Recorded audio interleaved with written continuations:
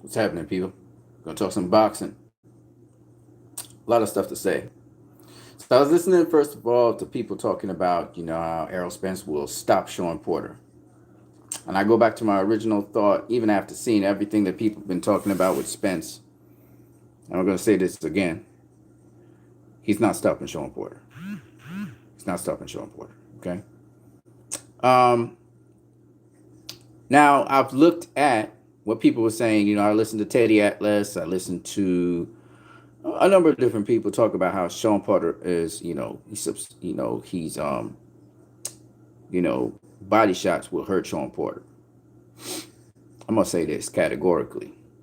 Keith Thurman, Danny Garcia, two very hard-handed guys, were hitting Sean Porter with body shots, and they did absolutely nothing to Sean Porter. Sean Porter just keeps on going.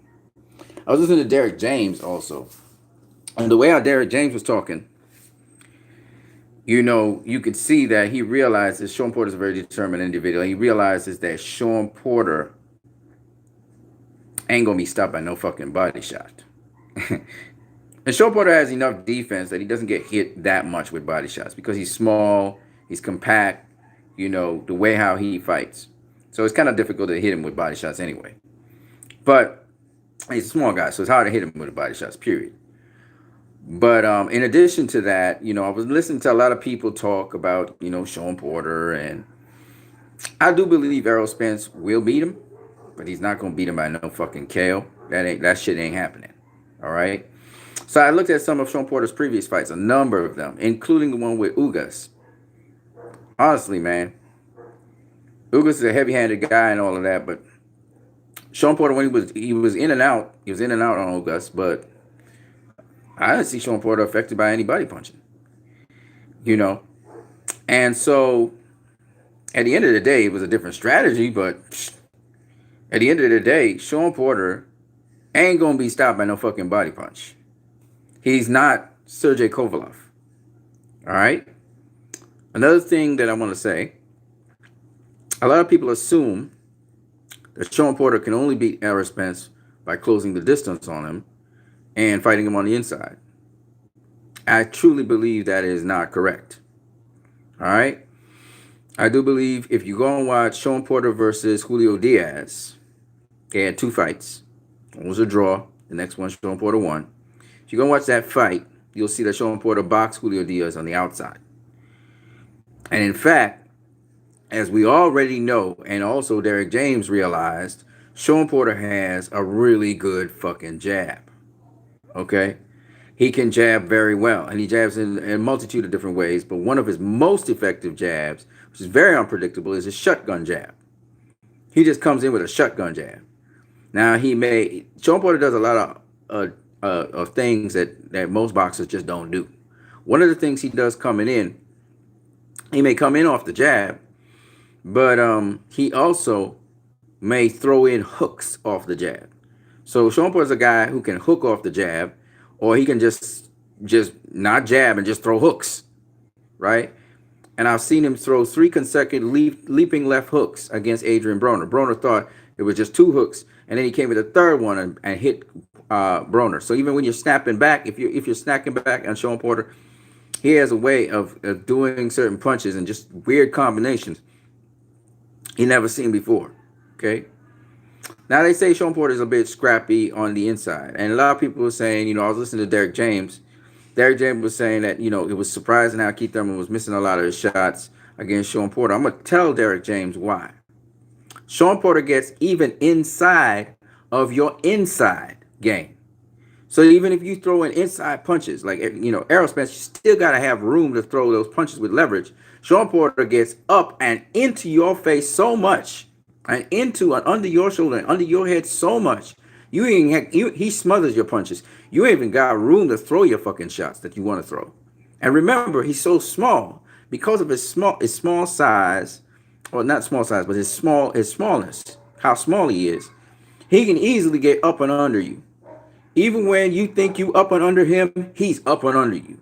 Because Porter's short. And Porter can get super low, lower than Errol Spence can get. Okay? It's just what it is. He's just a short guy. So when Errol Spence tries to dig the shoulder up and under him, he gonna realize he gotta crouch almost to the ground because Sean Porter can get down low. Porter can get low, real low, and he's very athletic. He can get super low. And the thing about Porter is he was a fucking footballer, so he can lineback tackle and ram your ass into oblivion.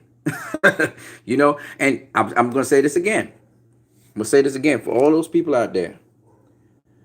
Errol Spence ain't stronger than Sean Porter. No way, no how. That's a 168 pounder crunched down into 147 pounds. There's no way in God's green earth, Errol Spence. I listened to Eric Bradley. Shout out to Eric Bradley, fight doctor, and he was saying Errol Spence is a bigger fight. Let me just say, I'm gonna tell y'all just like it is. He's not bigger than Sean Porter. All right? And the punches that Errol Spence usually is effective with in this fucking fight, he's not gonna be effective with them punches. He better box smart. I was researching heavily on Sean Porter. I was listening to all the videos and all the stuff people had on Sean Porter. And I've come to the inevitable conclusion. This is going to be definitely Errol Spence's toughest fight. He ain't getting Sean Porter out of there. No way in fucking hell he getting Sean Porter out of there. You know, and he may have all the skill and he may have all that technicality, but trust me, Sean Porter brings something else to the table. And all that fucking skill, you better. You can see all fights happen at certain tempos and certain paces. And I know for a fact, Errol Spence is not quicker than Sean Porter. He is not faster than Sean Porter, and he's not quicker than Sean Porter. So you have to factor that shit in. He has to learn. He has to find a way to time Sean Porter. And this is a Sean Porter that been beaten by Kell Brook. He didn't like when Kell Brook locked him up. This Sean Porter is not going to accept you trying to tie his ass up. Danny Garcia tried to do it. Keith Thurman tried to do it. Adrian Broner tried to do it. Sean Porter's so strong, he can fight you off of that. And I am asking you guys, Sean Porter is beast strong. He might look like a small little guy, but he is fucking strong. Okay? That man, you heard he bench presses 220 pounds. That's more than Errol Spence's weight.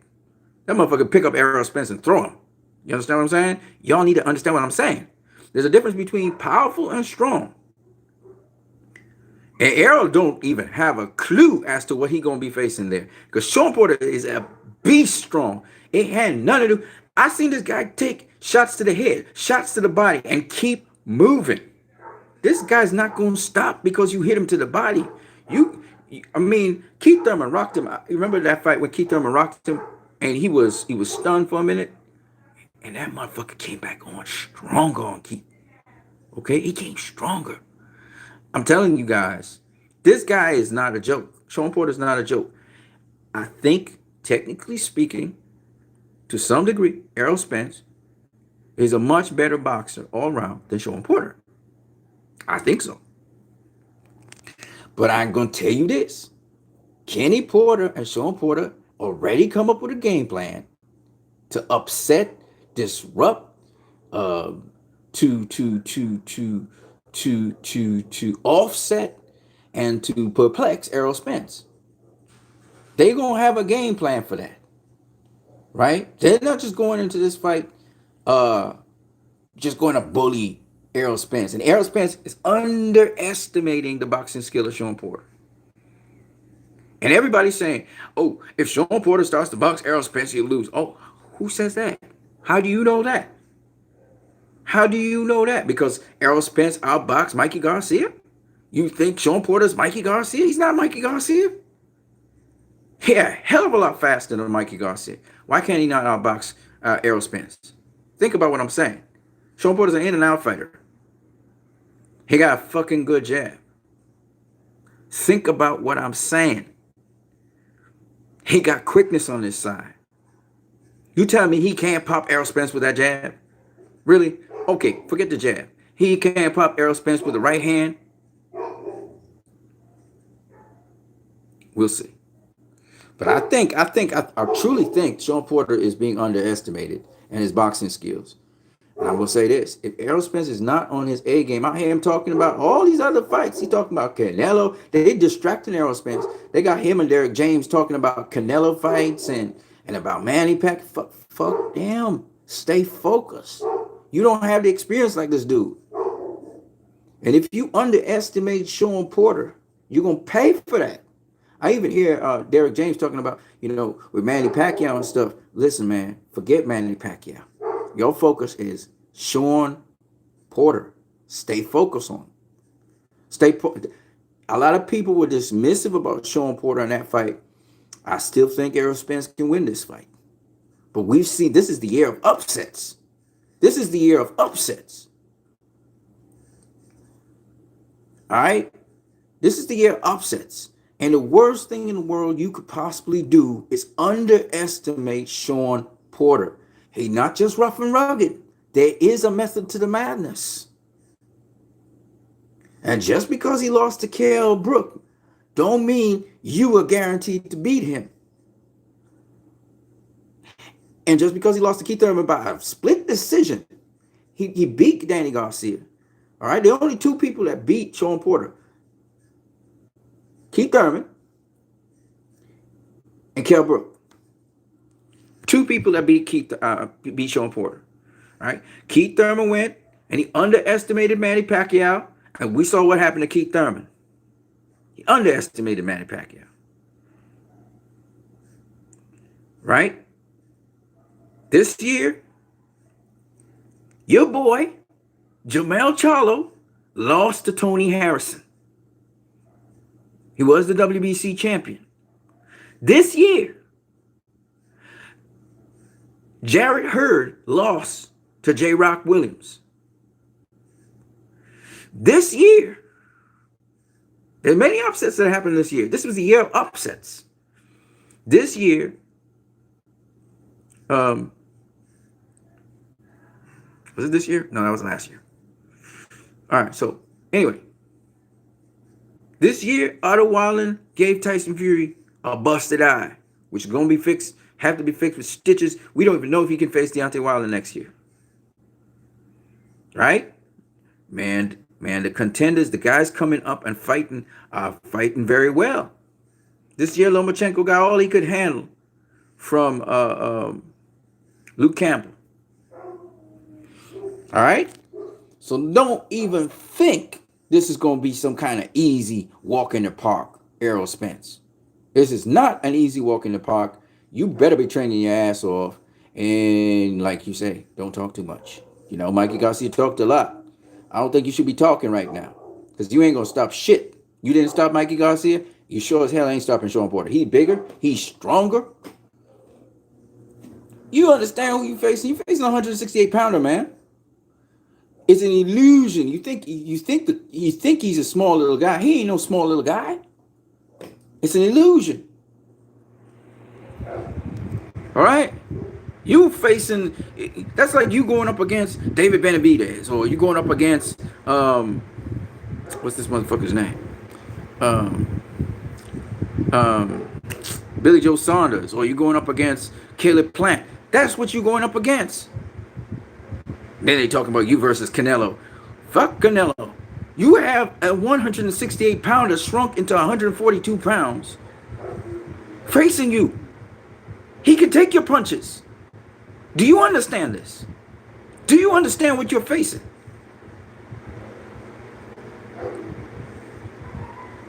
Of course, Porter's going to be smart. He's going to have some defense. Of course, he's not just going to walk through Errol Spence's punches.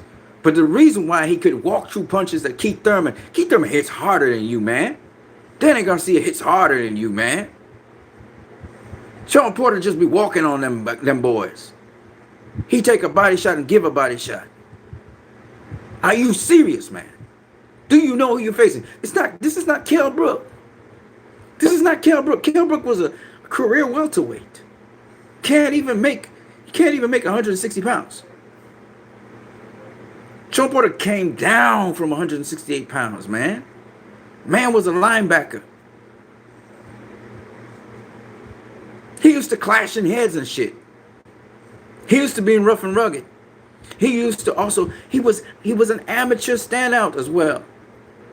You know that because Kenny Porter school, he was there with you as a coach. You used to look up to Sean. So come on, man. You know what you're dealing with. Don't be talking no stupid talk like man down. Oh, you hope to man down him. You hope to. This is a whole other level, man. And this guy's been at that level longer than you. I'll box his ass. Find a way to win. Find a way to win. Sean Porter's not going to look to headbutt you. He vicious, though, but he ain't looking to headbutt you. See what you guys say in the comment section. Jessica Jimeno. Shout out to you, Jessica. I didn't know Porter played football. Yeah, he did play football in his junior year in high school. And in high school. Porter used to be 200 pounds. Sheer muscle. He shrunk down to 147. But really, this guy's 168 pounds, bottled up in 147 pounds. That's why he can take punches. Fatty McFly. So is Showtime Sean Porter. Man, Fatty McFly says, I want Porter to win. Man, all I'm saying is I'm not against Errol Spence winning. I still pick him to win in this fight. He's got the superior skills, but when it comes to experience and fighting, at the highest, ruggedest tier level, under the lights, he doesn't have that experience. He's a rugged. He's tough too. He can, he's got the highest tier level. He's fought the highest tier level fighters. Period. Sparring and other things, but when it comes to what Errol Sean brings to the table, he has no idea what Sean is going to bring to the table, and he doesn't need to know. He just needs to keep his fundamentals tight, make sure he knows he's training and doing the best that he can, so he can be the best that he needs to be on that night. So whatever Errol Spence brings, whatever Sean Porter brings to the table, he's ready for it. That's what he needs to be doing. Of course they're going to try and work on knocking him out.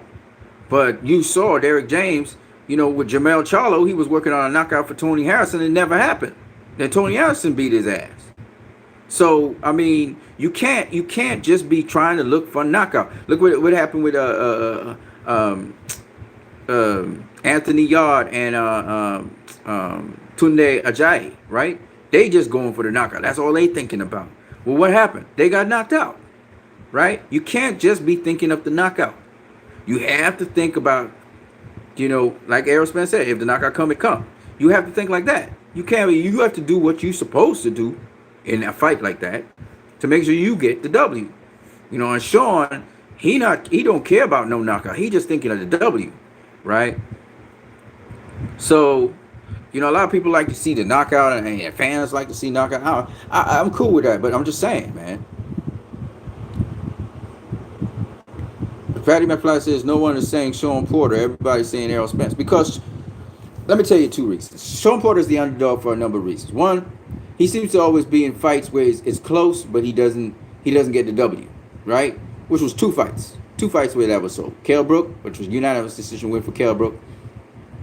And the second one was Keith Thurman, where Keith Thurman got the split decision. Because Keith Thurman rocked his ass twice in the fight. But he was vicious, right? So this is the reason why they're saying that. From prior history. They're not thinking that Sean Porter as a fighter has developed and become a better fighter. And some people think that the Ugas won that fight, which fuck no, he did not.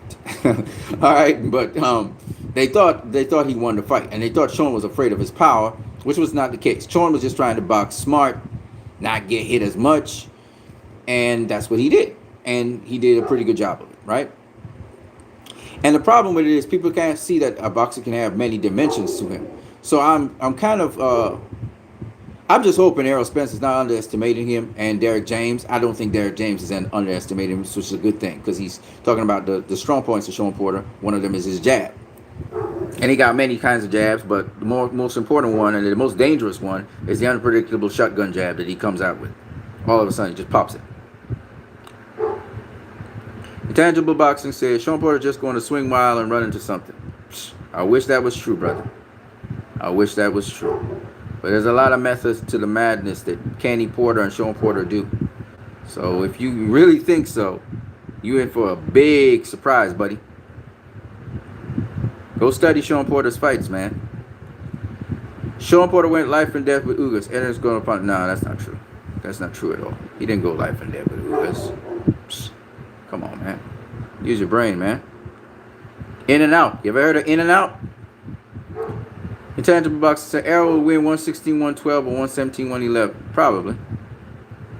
But he ain't knocking out Sean. I'm not saying Errol won't win by unanimous decision or even by split decision or even by majority decision. Or it could even be a draw. I'm not saying that. I don't care about the result. I'm just saying there ain't no fucking way in hell Errol Spence is knocking out Sean Porter. I can guarantee you that. I don't know. I can't guarantee you nothing else, but that much I can guarantee. I can't tell you if Errol Spence will beat Sean Porter. I won't be able to tell you if Sean Porter will beat Errol Spence. I can't tell you all of that stuff. But the homework I did today, that motherfucker walks through punches. Okay? He walks through punches. Just go watch it. I don't care if it's a body shot or head shot. That motherfucker walks through punches. And the only reason why he's able to do that is because really and truly he's not the size you think he is. It's an illusion. He's not the size you think he is. You know? And Errol's pretty pinpoint accurate with certain shots, but Sean kind of protects his body pretty well as well. You know? Sean did get dropped by Broner. It wasn't a body shot though. It was a headshot. And it was in the final round, the 12th. And what happened after he got hit by Broner, though? You remember what happened after? What happened after he got hit by Broner?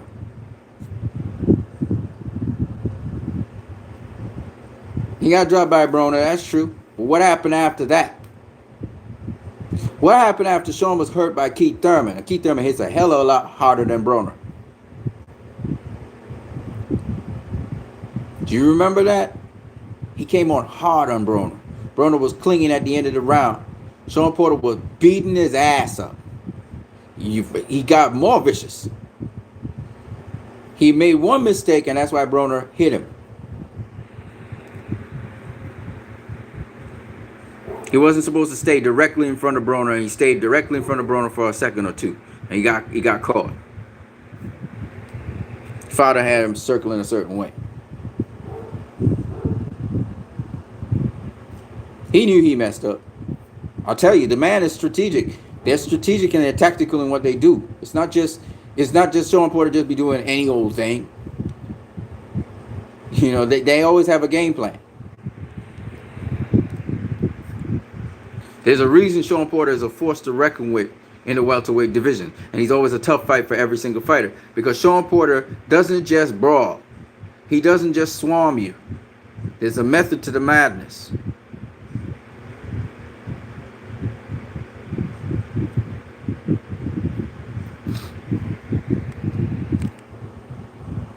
Like I said, Sean's going to be right up in Errol Spence's grill at a certain point. Other times, he's not going to be anywhere near Errol Spence. He's just going to be in and out, in and out, in and out. Other times, he's going to mix it up. He actually boxed Errol Spence on the outside. Errol had to come to him. He's going to mix it up.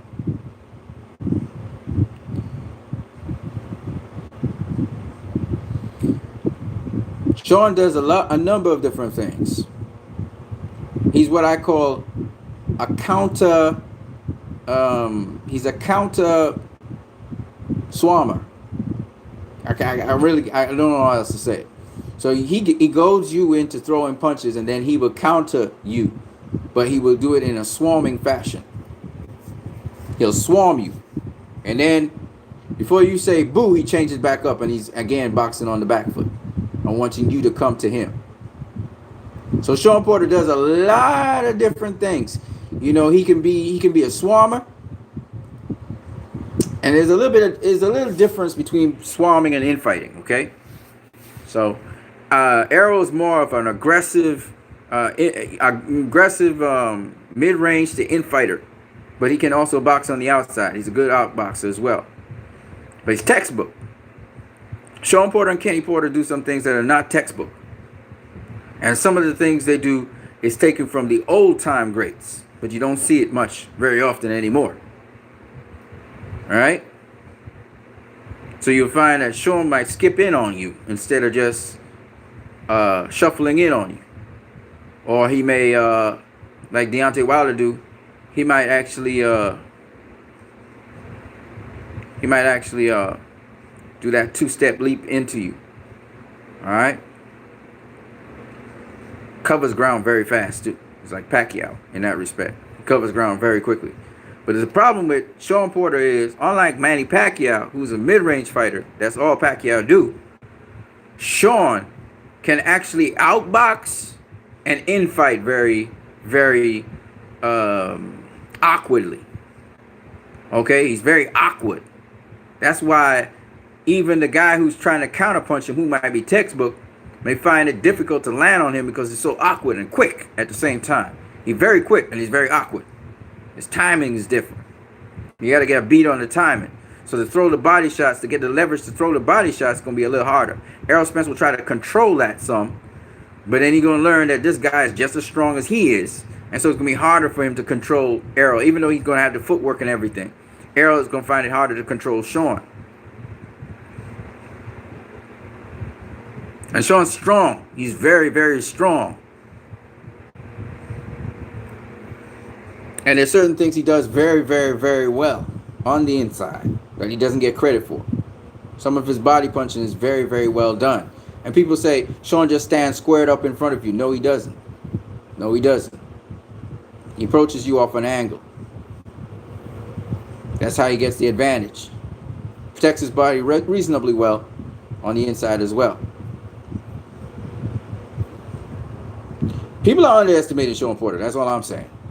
And want to talk about a number of other fights. And, I'll talk about Gennady Golovkin versus Derevyanchenko. I'm talking about that in a minute.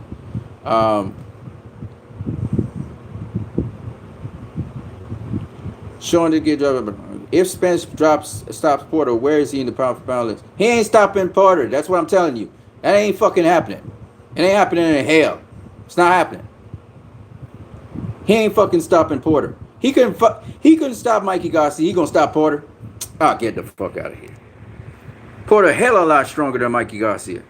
Hell a lot stronger than Kell Brook. And by the way, he only stopped Kell Brook because of his eye. He only stopped Kell Brook because of his eye. Who has Sean Porter stopped that was elite? Who has Sean Porter stopped that was A-level? Lamont Peterson was at the end of his game anyway. Lamont Peterson, you might say, wait, what is he? B plus? Lamont Peterson's B plus. He's not A-level. Lamont Peterson be stopped by what's his kid name? The Argentinian kid. Matisse. Lucas Matisse knocked his ass out. Who else stopped him? Timothy Bradley. Feather-fisted Timothy Bradley dropped his ass. Who else? Got a bunch of them. Amir Khan, I think, put him on his ass too. Twice, I think. Who else? Lamont Peterson's not A-level. Alright, he's not A-level. So, who has Errol Spence face that's A-level? Kell Brook got his ass beaten up by Triple G before he faced Errol Spence. He wasn't an undefeated fighter. Right? So, who has Errol Spence faced that's A-level that we could say he can handle Sean Porter? He can put away Sean Porter. He talking about putting away Sean Porter. Yeah, he talking about that. Nobody's put away Sean Porter, by the way. But he said he could put away Sean Porter. But who has he faced of the level of a Sean Porter that he could say that? He faced an A-level Mikey Garcia, and he couldn't put him away. And all the talk he want to talk, his motto is man down. So it's bullshit. He wanted to put away Mikey Garcia. He couldn't put away Mikey Garcia. And that was never going to happen. I said he never going to put away Mikey Garcia. And what happened? He never going to put him away. He could talk about all this shit about how he wanted to outbox him and all that shit. And let me tell you something. He wanted to put him away. And Derek James wanted to put him away. That's why they were talking about you need to stop the fight after the 9th round. And they said, fuck you. All right? So at the end of the day, and Mikey Garcia is fine. Okay? Because he hardly touched Mikey Garcia in that fight. Right? So at the end of the day, Errol Spence, right, hasn't put away an A-level fighter yet. And he ain't going to do it. This is the level where, and of all people, he's not going to put away Sean Porter. He's not going to do it. It's not happening. Ever. All them people thinking that he going to stop Sean Porter, fuck no. And I can tell you that as a fact. Mike Alvarado says Derevyanchenko will beat Golovkin. That's possible. His name lasts with Enko and has the same hairstyle as Lomachenko. That's funny, man. Let me tell you something. Let me tell you something. That's a good ass fight. October the 5th. I think I have it in the title. That's a good fight. That's a fight. That's actually a competitive fight. I'm so glad that Golovkin actually has a good fight. This is a good fight, and it's for a world title. So I love it. I love this fight. The only guy to beat Derevyanchenko so far is been Danny Garcia. Y'all might say, well, if Danny Garcia could beat him, then Golovkin could beat him. Not necessarily. Danny Garcia had him as a sparring partner. They knew each other pretty well. They knew their styles very well. Okay, Jack Koke did well against Derevyanchenko though. So I can't really put him. I can't say that Golovkin can't do something with him, right? But Derevyanchenko has a win over him in the amateurs. I don't know if it translates to the pros. Derevyanchenko wasn't getting fights in the pros anyway. But I do think that the trainer of Danny Garcia, he gets a second shot at Golovkin. You can bet your ass he gonna have Derevyanchenko ready for Golovkin. He gonna have him ready because he already saw what Danny could do to him. So obviously Derevyanchenko, who has that inside fighting style, that very strong chin, very strong, powerful fighter. Obviously Derevyanchenko can do something. So that's a good fight. You guys should not miss it. You should watch it on the zone. That's a worthy fight. Golovkin versus Derevyanchenko is a good ass fight. I paid to see it, and absolutely, it's gonna be great. It's gonna be a great fight. Looking forward to it. I'm hearing that Demetrius Andrade is talking about being on the undercard of Canelo versus Kovalev, November the 2nd, I think it is. November the 2nd. So that sounds good. He's talking about, at some point Canelo's going to have to face him. That may be so, but you better get a good opponent, Demetrius Andrade, to face. What I would say to Demetrius Andrade is now you need to have some marquee name. You got to get a marquee name, whether it's, the recently signed Billy Joe Saunders, whether it's Jamal Charlo, whether it's Danny Jacobs, but Danny Jacobs now is going up to 168, so you can forget that idea. That ain't never going to happen at 160. But you need to have one of them, a good 160 pounder. David Lemieux already got his ass beat, so we're not going to talk about no David Lemieux. Somebody from the top 10 middleweights in the world. If somebody could just pull up the top 10 middleweights in the world, let's look at them and see what we got to pick from. Let me see. Where do I have my phone? Oh, there you go. I wonder if it has any power on it. Oh shit, we ran out of power. Yeah, so, but if you guys could just do some homework soon, forget to smash that like button. I see a bunch of you guys out here watching my video. There ain't no fucking way in hell Errol Spence knocking out Sean Porter. And I think the following people agree with me on this. Derek James himself said Sean Porter's very durable, so he hoping for a man down, but he's not hinging his chips on that. And then you have you got Devin Haney saying, because he sparred Sean Porter. Yes, Devin Haney has sparred Sean Porter. Devin Haney has been saying that Devin Haney has been saying that I gotta go just now. Devin Haney has been saying that Sean Porter's not going to get knocked out by Errol Spence. Errol Spence will take him a couple rounds to get used to Sean Porter, but after that, he's going to take over the fight. So I don't have a problem with people saying that Errol Spence will have a unanimous decision win, or maybe a split decision win, or majority decision win, or win, period, right? I don't have a problem with that. I can see that happening because Errol Spence, again, I think technically he is much more sounder than Sean Porter. I may be wrong, but Porter got to prove me wrong. But I think, as Derek James said, Porter got a lot of dog in him, and it's going to take a lot to just put down Porter. You can't just, you're not going to, he said, the thing about Porter is he has a strong will to win. And you ain't going to sever Porter from his senses. It's just not going to happen. He's just so well conditioned that you can't do that. It's just not going to happen. Like, Porter is probably the most well-conditioned athlete in all of boxing. You understand? Kenny Porter got this dude in ridiculous condition. So to stop Porter, you got to be somebody who's coming from 175 maybe. If you're a 175 pounder, you're going to stop him. Anything south of 168, no, sorry. That ain't happening. I'm sorry. It's just not happening. right? And even when Broner knocked down Porter, Porter was fully cognizant.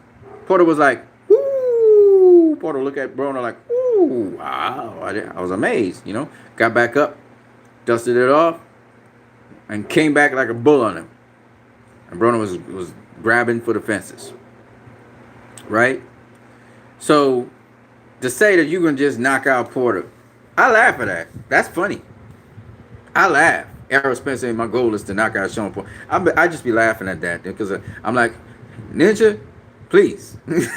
you really getting obsessed and you think you can break down fighters with your power and shit. Look, I know you got continuous power. I know working the body is supposed to take out a fighter, but you must really think Sean Porter's just gonna give you his body. He's gonna just give you his body for you to pound on. First of all. Second of all, you must really think Sean Porter's not gonna throw nothing back at you and you ain't gonna get hit. Like you really seriously don't understand, right? You thinking he just gonna come in, headbutt you, elbow you, and that kind of shit, and he rough and rugged. Listen, man, Sean Porter been fighting in the amateurs longer than your ass, okay? At a higher weight class. Have some respect, bro. All right? If you manage to somehow stop Sean Porter, good for you, but it ain't gonna happen. It's not gonna happen. That's one of the things I could just. Anyway, you gotta believe, so that's what you gotta keep in his head. You know what I'm saying? Just make sure Sean Porter don't stop your ass. Because in trying to go for the KO, like he said, I'm not going to try to overexert myself to go for the KO. That's what Errol Spence said in the interview. But if the KO come, it come. But I'm gonna definitely try and do what I need to do to try and stop him. And honestly, he going to realize that's a futile attempt. Even when he hurts Sean Porter, he's going to realize Sean Porter recovers like that. And next thing, Sean Porter's up in your ass again. All right? And trust me. Sean Porter, when he's up in your ass, he's up in your ass. You ain't got enough room to do nothing. He's going to be all up in your ass. He's sloppy as hell on the inside sometimes, right? He's not as precise, but I can guarantee you this. He's going to be using his physical strength on you.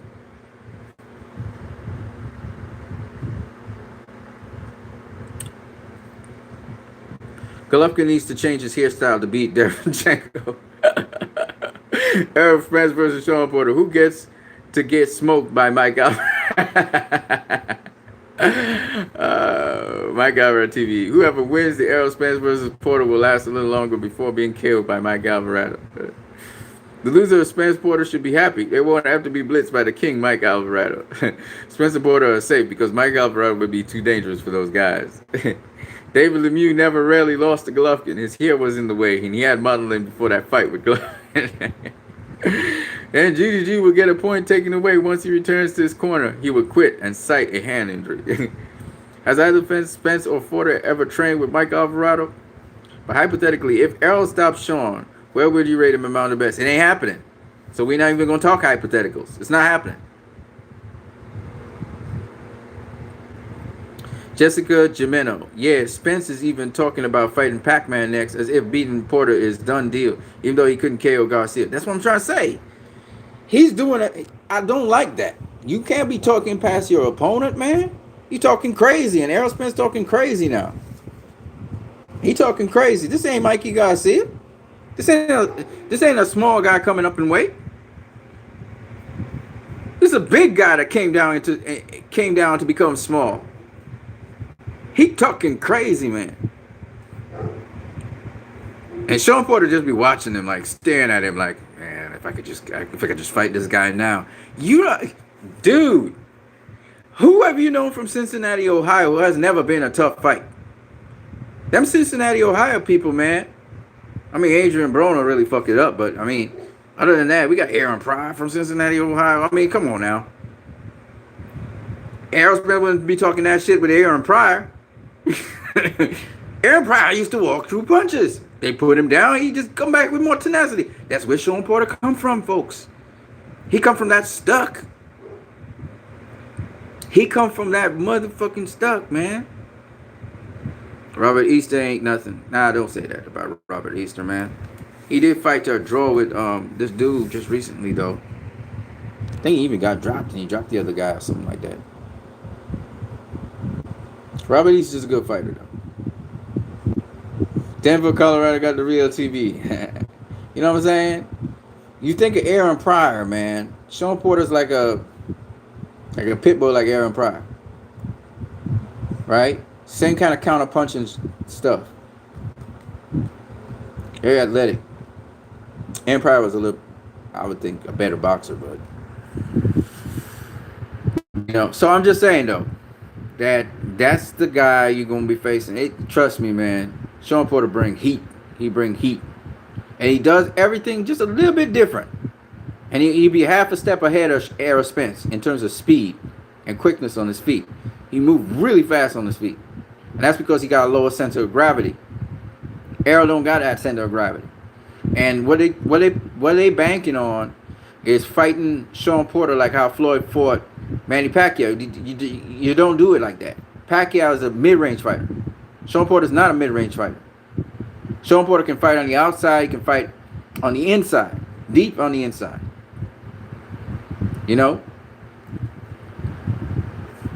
Yeah, he's a weight bully. I'll give you that. Sean Porter will disregard your punches just to come in on you. He is a weight bully. But then again, he might be a weight bully, but he's small, right? He's a short guy. He's small. He's compact. He's small and compact. So you can't really say, he's not on fight night. He's not going to come in. I don't think he's going to come in heavier than Errol Spence. He can't, because it's the IBF. Well, if he wants the IBF belt, he has to come in. They're going to have to do a next day weigh-in. So they can't come in more than 157. But the thing about it is, he's not a weight bully, because he's going to be about the same weight as Errol Spence on fight night. The thing about Sean Porter is he brings that 168 strength with him. So you can't really say he's a weight bully, because he's not going to be bigger than, he's not going to physically be heavier or size-wise bigger than Errol Spence. But his strength is coming from all the way up 168. That's the 168 strength he got. Sean Porter's a weight bully. He should, in fact, be facing guys his size like Kovalev or Usyk. Well, that is true. He should really be fighting, like I said before, he should be fighting guys like Caleb Plant, and he should be fighting guys like Callum Smith, Anthony Durrell, David Benavidez,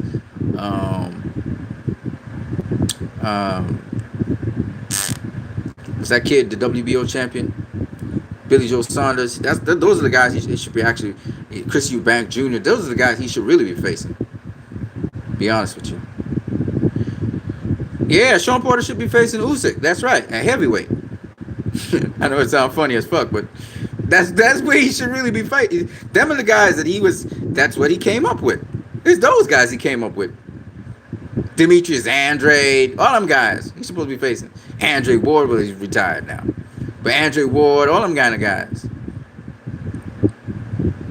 Them is the guys he should be. That's where he actually belongs. But Kenny Porter said, you know what? We're gonna run the 147 division. We're gonna rule that. I'm gonna shrink you down to 147 pounder. Hey, this is another fun fact. Sean Porter. Where did he begin his boxing pro career? What weight? For those people who know a little bit something. Let me see here. Let me go in here. Check it out.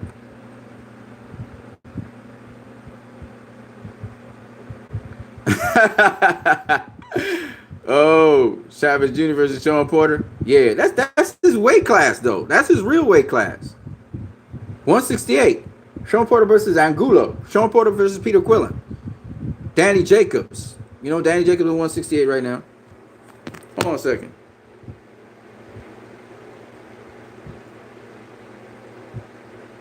Sean Porter's a big dude. He not one of them little dudes.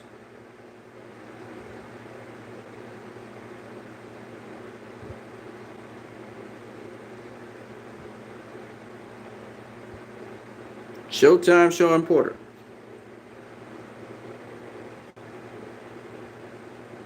All right.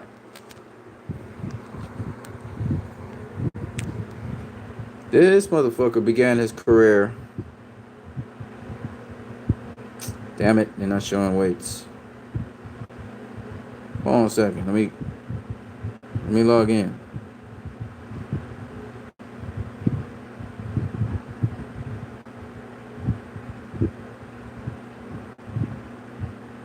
I'm gonna tell you guys just 1 second, because I think he began above welterweight, if I'm not mistaken.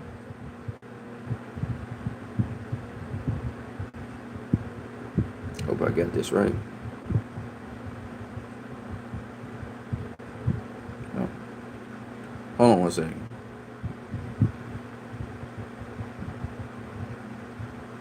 Right. This motherfucker, man.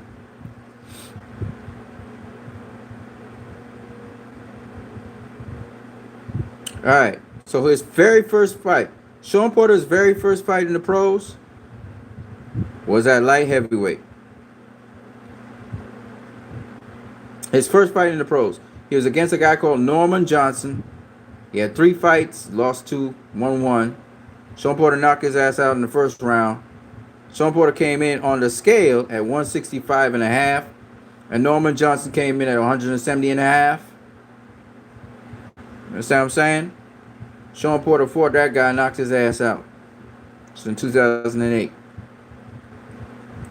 Basically, he came in as a light heavyweight, but you could say it was you could say that, you know, on fight night he probably was a light heavyweight, but he probably was, you know, on the scales you could say he was like a super middleweight, but he really came in like a light heavyweight on fight night against a guy called Norman Johnson. All right, so that's just for you guys. His next fight, he came in as a middleweight. He faced Torres Smith. Torres Smith had a losing record. He had 30 fights. He lost 28 of the 30. Sean Porter knocked him out in the first round. His third fight, he came in as a middleweight again against Charles Philip Hamak. Knocked that guy out in the second round. He came in as a middleweight again in his next fight and knocked out a guy called Tommy Stepp, who was a debutant. And then he came in 2009. In his fourth fight, he was coming down in weight. He was a super welterweight, just above super welterweight. You know the Canelo weight, 155 pounds. It was 155 pounds on the scale. All right, and then he came in his fifth fight under 155 pounds. He was 154 and a half. The other guy was 159. Still knocked the dude out. And then he came in again. But these are all low middleweights, right? He came in 156 and a half. The other guy, he's trying to come down in weight. 6 fight, still at middleweight. 7 fight at middleweight. 8 fight, he's really trying to get to super welterweight. Still hasn't gotten there. And in his 9th fight of his career, he got to super welterweight. Faced a guy called Jerome Ellis. In his 10th fight, he was at the super welterweight limit. Faced Jamar Patterson. Okay. And in his 11th fight, he faced Russell Jordan. He was not super welterweight. But then he ballooned up in 2010 in his 12th fight. And he was again at middleweight. He faced Royal Pinzon and he knocked his ass out in the first round. And then in his 13th fight, this man ain't reached welterweight yet. In his 13th fight, he came in just under super welterweight. Faced a guy called Robert Kluwer. And he knocked his ass out in the 5th round. And then he faced Ray Robinson. Ray Robinson was a welterweight. Ray Robinson. And he just was over the welterweight limit. He came in at 147 3/4 pounds. Ray Robinson came in 148 and a half. And he beat Ray Robinson. This time he didn't stop him. By unanimous decision. And then he went on to become a welterweight in his 15th fight. So halfway through his career, he became a welterweight. This motherfucker been a big motherfucking middleweight.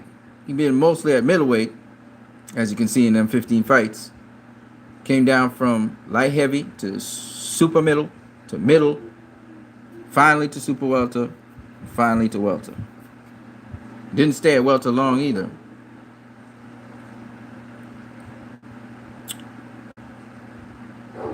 You know, so when they say Porter don't have punching power, it's probably because he came down in weight, he kind of lost some of his strength.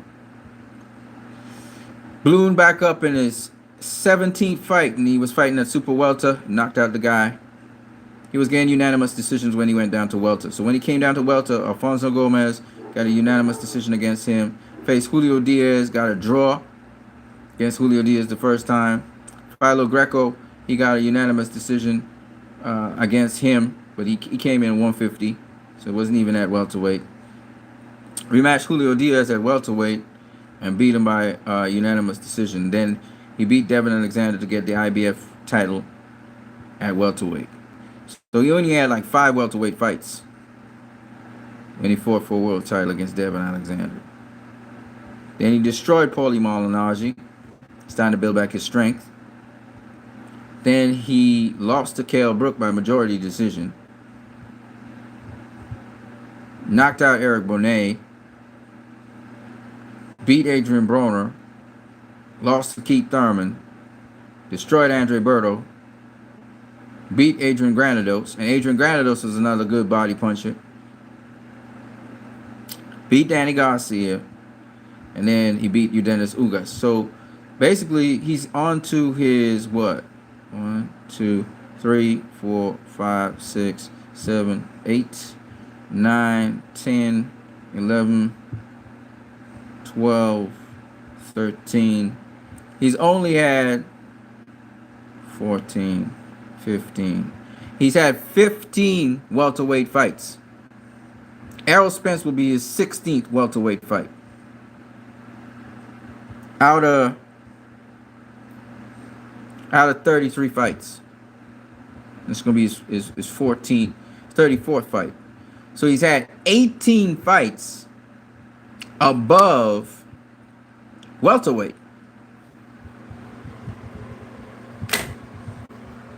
All right, and this guy came all the way down from light heavyweight. Smash that like button if you like what you're participating here. Don't forget to smash the like button. So I'm just saying, this dude is a big dude. I gotta go. I gotta go to the store. But you're not gonna just beat Sean Porter and knock him out. You're just not gonna do that. Unless you catch him, even if you catch him flush on the chin, you don't have enough strength and power to put down Sean Porter and knock him out. That's just not happening. And Errol Spence don't got that brute strength. He don't have that brute power. He gonna try and consistently break down Sean Porter. He gonna realize the man just too big to break down like that. He's not Sergey Kovalev. And he protects his body reasonably well too. So it's gonna be even harder.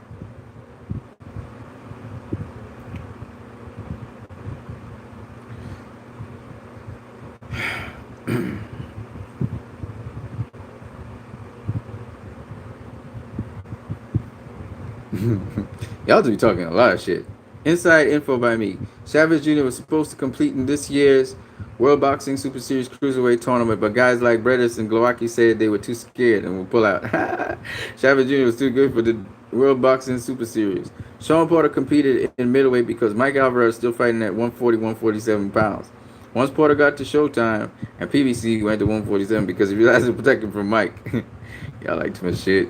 Sean Porter should pick up Vladimir Klitschko's jab and grab style. I know for him it seems unconventional, but he was surprised and from straight arrow. Arrow would quit. Y'all like too much shit. y'all talk too much shit, man. All I'm saying is that Sean Porter's a big dude. He's a very, very big dude. And a lot of people in boxing history, how many great fighters previously played football? Just curious. I don't know. I know Vasily Lomachenko was an acrobat, I think he was. He was in gymnastics. He was a gymnast. James Toney was a recent recruit playing DB and QB, quarterback and DB. I wouldn't be surprised. There are a couple of guys who were footballers. This guy who just got his ass knocked out by Deontay Wilder, he was a footballer. Deontay Wilder used to play football. So there are a couple of them.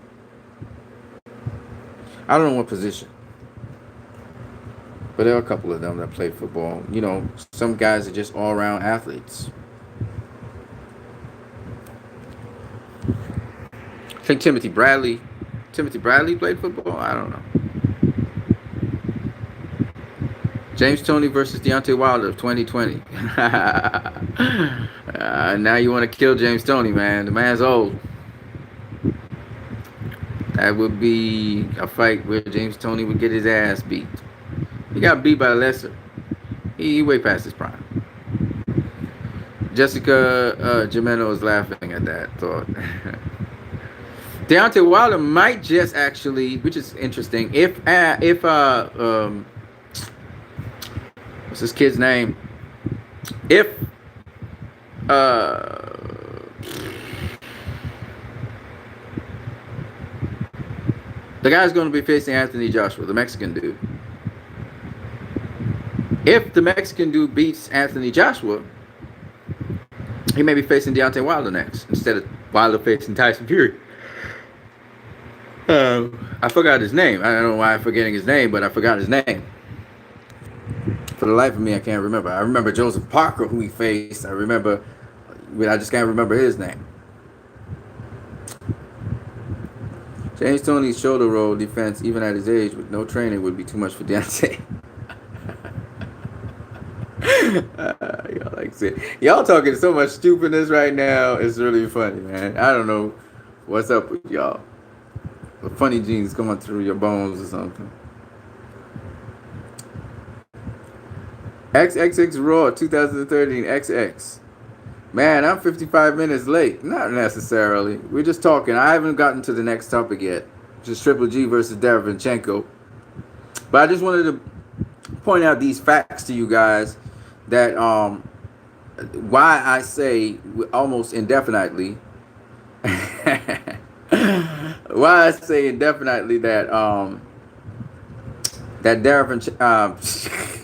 that Sean Porter is not getting knocked out by Errol Spence. That's wishful thinking on Errol Spence's part. And Errol's thinking a little too much about himself. And I'm not saying that he won't technically get position and the opportunity to knock out Sean Porter. I just think Sean Porter's way too strong for that and too well conditioned for that. You know, Errol gonna hit Sean with his best shot, and Sean will just keep coming. Kell Brook did the same thing. He hit Sean with shots that should have knocked out Sean. Didn't. He just kept coming. And that's the kind of thing that Errol's gonna be. He's gonna be put under pressure, but he's gonna perform. I think he'll rise to the occasion. I think he'll handle the situation in the end. Broner dropped Sean, and that mean what? Like I said Intangible Boxing. What happened after Broner dropped Sean? Y'all must have forgot. Sean beat his ass up in the 12th round. Sean took the 12th round, even though he got dropped. Sean comes back harder. You drop him, think of Aaron Pryor. When Aaron Pryor get dropped, it means he's going to stop the next opponent. And the only thing you do when you drop Sean, all you did to Sean, and that's the first time Sean ever getting dropped in his career and the last. Anytime you drop Sean, I remember Sean was fighting at a catch weight, so it was even lower than he normally fight, even though it was a mistake on his part defensively while he got dropped. Right? And you saw Sean stops guys north of welterweight limit. So if he was fighting at 154, he would probably stop whoever, because he'd be stronger. No, I don't think Errol Spence can drop Sean Porter. If Danny Garcia couldn't drop Sean Porter, and if Keith Thurman couldn't drop Sean Porter, Errol Spence is not dropping. And I don't care how much y'all talk about accumulation of punishment and body shots and all that shit. Sean Porter is just well too conditioned for that shit. And you're doing as if, like I said to the people, you're doing as if Sean Porter is just going to stick his chin out there and say, hit me, hit me, hit me. He's not going to do that. You know, Errol Spence can get a 1-2 in on him. Great. He's not going to get 3 punches in on him. You know, I see Sean Porter get hit with 1-2s, flush, and keep coming to his head and to his body. You know, and Errol's a great body punch and all of that, but he needs the fighter to kind of sit still while he's running off his punches. And that ain't happening. Brother, we just went through Sean Porter's. Do you know that Sean Porter began his career, his pro career, as a light heavyweight? Do you know that? Do you know that Sean Porter is basically a 168 pounder, bottled up in a 147? The reason why he can take all those hellacious shots and them guys be hitting him at, because he's a much bigger dude, and he's retained the strength of a 168 pounder. So there's no fucking way in hell Errol Spence is knocking out Sean Porter. It ain't happening. And Derek James acknowledged that. Derek James actually said, you know what, this guy got so much tenacity and the will to win that he gonna be real tough. Derek James already acknowledged that shit. He said they hoping to stop him because their theme is man down. But he said, look, Keith Thurman ain't knocked out nobody in a long time. So why we can't keep the man down mantra? You know what I'm saying? He's acknowledging that Sean Porter. Listen, man, there are a bunch of people who have been actually saying that Errol is not going to stop Sean Porter. It's just not going to happen. There ain't going to be no knockdowns, right? We heard it from a kid who sparred Sean Porter and he never really dealt with Errol Spence, but he sparred Sean Porter, and that's in Devin Haney. Okay, I heard from another professional who said it. Well, Derek James kind of acknowledged that, but there are a couple of other professionals who said, no, Sean Porter ain't gonna get knocked down. He's not gonna get knocked out. He's not gonna get knocked down. That's just never gonna happen. And as I said before, Errol Spence has not knocked down a A-level fighter. You can say Kell Brook. All right, but Kell Brook was an injured A-level fighter. I was blurry and shit, and right. So he knocked him out. Kell Brook took a knee, whatever. But when you look at A-level fighters with defense, Sean Porter got defense. It's not like he's not this reckless guy people think he is. All right, he's calculated. Okay. When I saw Danny Garcia landing body shots after body shot. He was landing like 3-4 punch combination body shots on Sean Porter. And Sean Porter was just going at him, right? And Danny hits a hell of a lot more harder than Errol Spence. It's documented, all right? Errol Spence, the hardest Errol Spence has ever punched a punching bag that we saw that was recorded, it was 939. And Danny Garcia hit that punching bag and did 953. Danny hits harder than Errol Spence, period, right? Errol did it another time too when he did 800 and something, right? Errol works on breaking down fighters. He'll go to the body, right? He couldn't do it with Mikey Garcia because Mikey Garcia protected his body very well. Sean Porter ain't the greatest at protecting his body, but I can guarantee you this: he's in such good physical shape that it doesn't matter what you do. And he came from such a high weight class that he's used to guys hitting him much harder than Errol Spence hits him. You understand what I'm saying? So you have to understand, Errol Spence, y'all thinking because Errol Spence talking man down, that don't mean shit. He couldn't get Mikey Garcia out of there. He gonna get Sean Porter out of there. Mikey Garcia is a much smaller guy than Sean Porter. Sean Porter is a much bigger guy than Errol Spence. Everybody feel that Errol Spence is bigger than Sean Porter. Maybe in height, maybe in reach, but surely not in strength and not in conditioning. The most conditioned fighter in boxing today is Sean Porter. Okay? And he's not quicker than Sean Porter. He's not faster. He's not quicker than Sean Porter. Okay? That's just what it is. Right? That's what Sean Porter uses, his quickness and his speed. And Sean Porter has, and Derek James acknowledged it, he have a hell of a jab. He does have a hell of a jab. And when you look at punch stats, Sean Porter continuously out-jabs his opponents. He got a wicked shotgun jab. All right? And I'm just saying, I said all of this before.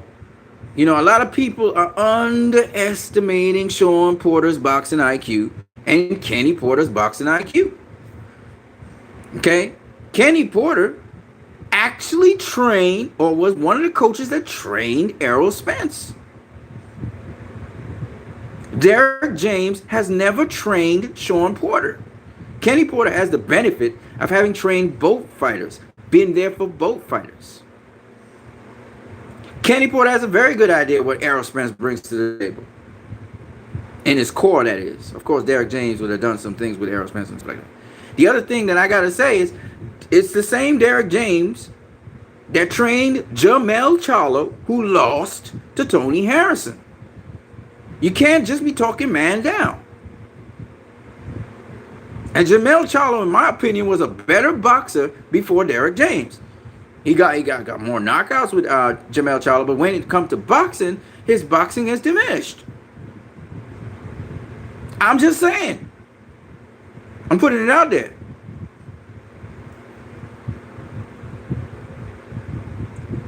So, yeah, you can wish and hope for man down.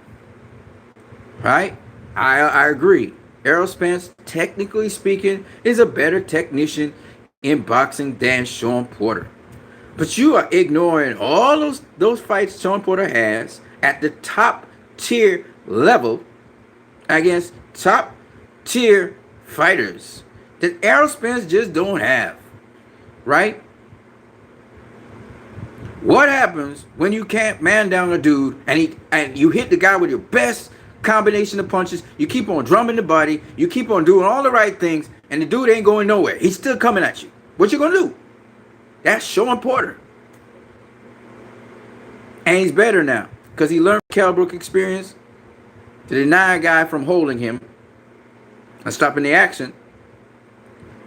Right? He learned from the Keith Thurman experience. There's only two guys that beat Sean Porter. Kell Brook and Keith Thurman. Kell Brook was undefeated when he faced Sean Porter, and he was hungry, and he had no injuries. The Kell Brook that Errol Spence faced had a busted up eye, lost, and on top of that, he always had stamina problems, but he also was having weight problems because he was too big for the division at the time. Right? He wanted to actually move up and instead of facing Errol, but then he took the Errol Spence fight. Right? So at the end of the day, that's the Kell Brook Errol Spence face, who was beating his ass for 4 rounds. And then Errol started taking over after that. Right? And I'm not saying that Errol, let me just say, Errol worked the body. He got Kell Brook out of there. The difference is that was a welterweight. Sean Porter is not a welterweight. Ladies and gentlemen, this guy spent most of his career above welterweight. 18 fights. He's been, 18 fights he's been above welterweight. Of his 34 fights. 16 of his fights he fought at welterweight. Well, including Errol Spence fight, it will be at welterweight. Okay? This man came down from light heavy, right? Middle to super middle to middle to super welter. In fact, he spent most of that time when he was coming down in weight at middleweight. Okay? So you have to understand, this dude who has in the amateurs been sparring guys like Usyk and up to this day he still spars what's that kid's name? Andre. This is the dude this dude used to fight. Andre Ward, right? I think it's Timothy Bradley sparred Andre Ward. Maybe I'm mixing it up. But he dealt with guys like Usyk, okay? Alexander Usyk. He fought that dude, right? He fought the kid I just said, Demetrius Andrade. He fought Danny Jacobs, who's at 168 now, okay? He fought I forgot the other guys' names, man. But literally, he was fighting 168 pounders. All right? So, Errol Spence will bring nothing to the table when it comes to weight. And he was knocking out 168 pounders, by the way. Even his first fight, he fought a light heavyweight. He knocked his ass out. All right? So, I'm just saying, if you think that Errol Spence is going to bring some kind of power, some kind of strength that Sean Porter's never seen before, you're wrong. All right? You're wrong. And the reason why, like I said before, he's not been knocked down or knocked out. The only guy to knock him down was Adrian Broner. And that was in the 12th round. And that was on Sean Porter. He lapsed in concentration, stayed in front of Adrian Broner, got caught with the left hook.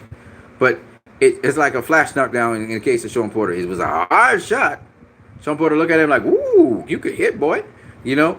But at the end of the day, he was perfectly cognitive and everything, and he went on to beat up Adrian Broner in that same round. Right? Keith Thurman hurt Sean Porter, and for the rest of that round, Sean Porter was all up on Keith Thurman's ass, right up on his ass. Right? And I'm trying to explain to people, Sean Porter's a guy that he closes the distance so much, you ain't got no room to even throw inside punches. Say you can forearm him and make room. Sean Porter gets so fucking low, you have to actually forearm him and keep him down under you.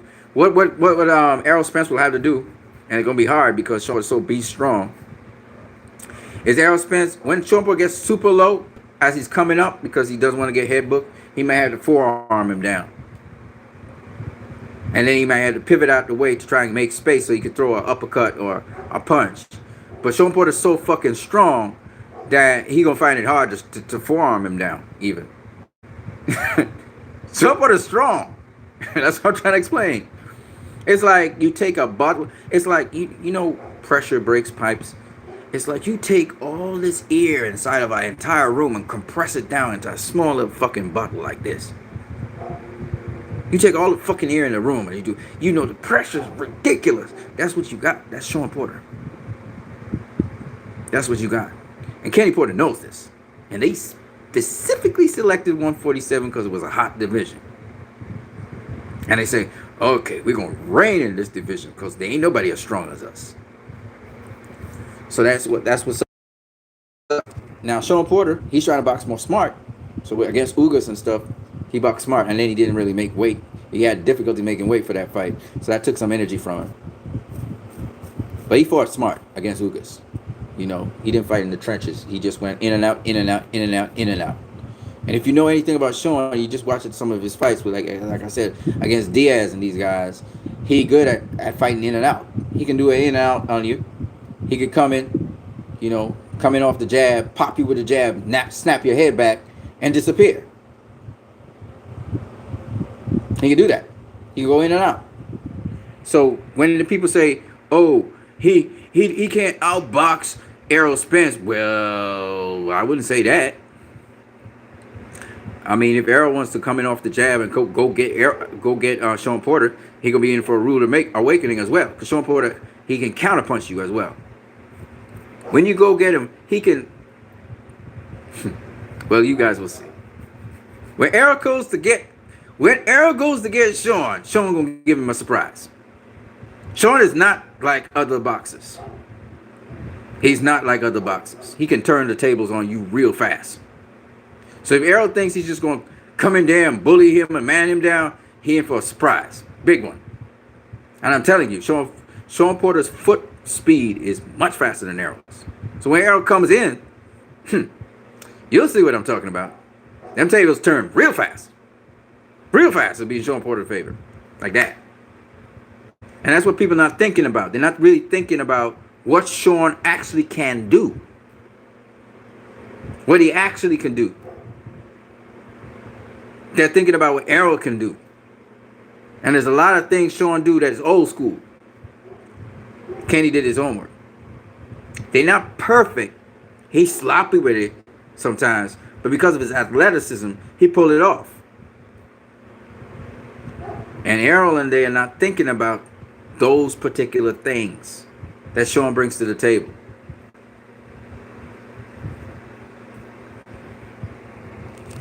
I don't know if you guys follow me, but the fact that Sean is so small, that is to say his height, he's short, only works in his favor for this fight.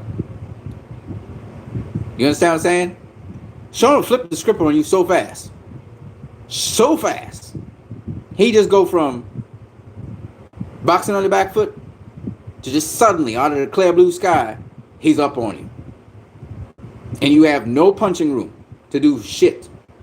And by the time you try to make space, he done already swarm you. And what you looking to do now is grip him and lock up on him and try and hug him and hold him. And he done cramp you for space. He done already cramp you for space. That's why these guys look so sloppy. They look like they're missing punches because Sean's so viciously fast. He quick. He smother your punches long time ago. And then he make it sloppy and ugly. And like a wrestling match. While he landing arm punches on you. That's Sean. Don't play like you're going to go get Sean. He wants you to do that. Come get. You heard Sean when Errol said, "I'm gonna knock you out." I said, "Come get some. Come get some." Sean was like, "Yeah, come get some." Sean knows what he can do, and he can do it very, very quickly. So if Errol think he gonna go get Sean, okay, fine, come. And that's what I'm trying to tell you guys. So I think Errol and Derek James are very. They should be fully cognizant of that. Sean is not just a brawler that just comes and running up on you. No, Sean don't do that shit. Calculate, but very fast, very quick. You know, he could come at you and just be reckless and just come at you relentlessly. He got the conditioning to do that shit. But he's thinking about the long term. I don't want to have these injuries and all this shit. So he probably not going to do that. He's more of a veteran now. He's more of a veteran. He got wear and tear on him. So he going to do it a little bit smarter. But don't get it twisted. He's got little tricks up his sleeve, man. So you think Spence was just hyping himself up on the face-to-face when he told Porter he was going to knock him out? He truly believed that. He probably truly believed that. And again, Derek James and him is probably working on that. But I'm just going to say this. It's different trying to execute something in the ring than what you've been preparing for.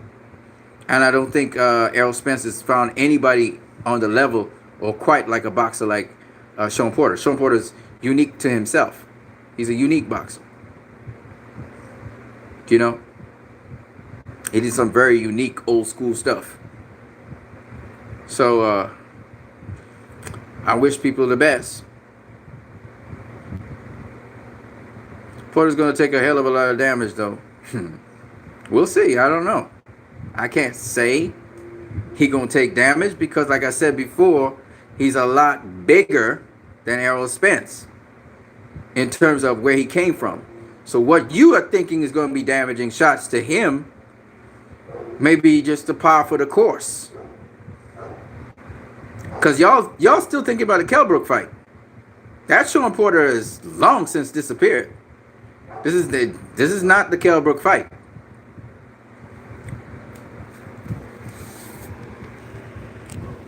And he actually showed you guys a little bit of what he will be doing to Errol Spence in the Ugas fight. You guys will say, see, the problem with you guys is that you think that Ugas won. Some of you think that Ugas won that fight.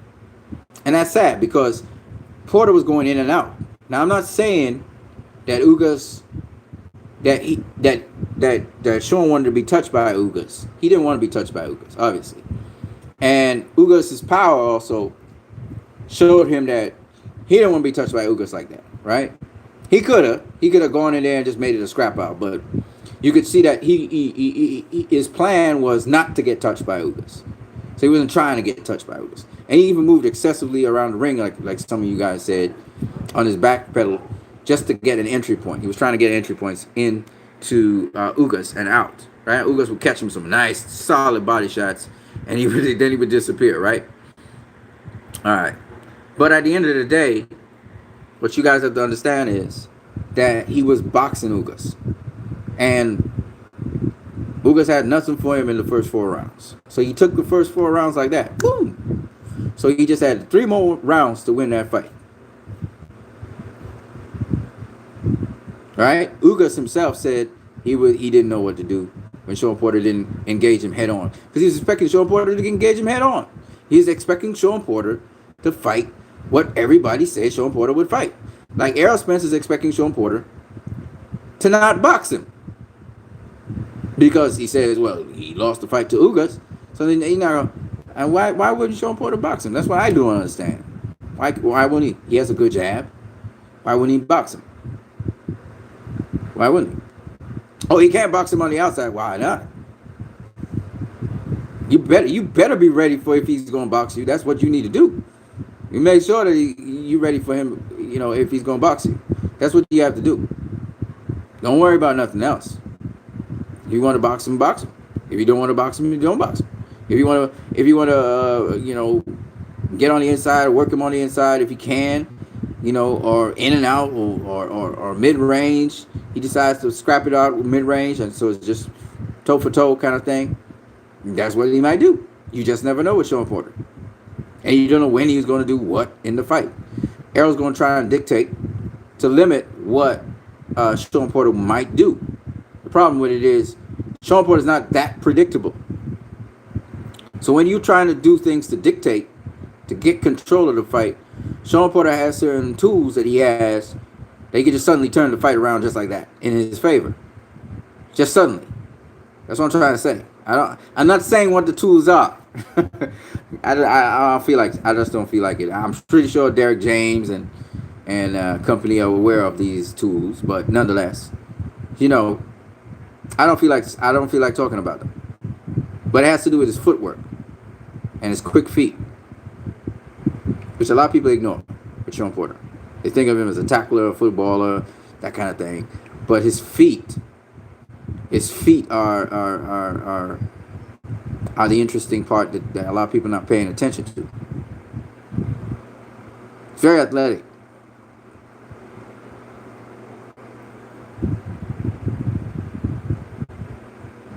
Porter's going to take a hell of a learn. I have a hard time imagining that Porter could conceivably outbox Errol. Okay. All right. So I just gave you some stats and some information. He out-jabbed Danny Garcia. He out-jabbed Keith Thurman. Didn't land as many of the jabs, but he out-jabbed Keith Thurman. He threw more jabs than Keith Thurman. Let's put it that way. He out-jabbed Dennis Ugas and outlanded him with the jab. Okay? He out-jabbed, what's the other guy he faced? Devin Alexander. As much as that was a scrappy, rough and tumble fight in which it was very scrappy and rough and tumble, he still out-jabbed him. He out-jabbed Adrian Broner. Okay? So you're telling me this guy out-jabs all these guys, but he has the proof in the pudding that he out-jabbed them guys, but all of a sudden he can't out-jab Errol Spence. And these are top-tier guys I'm talking about.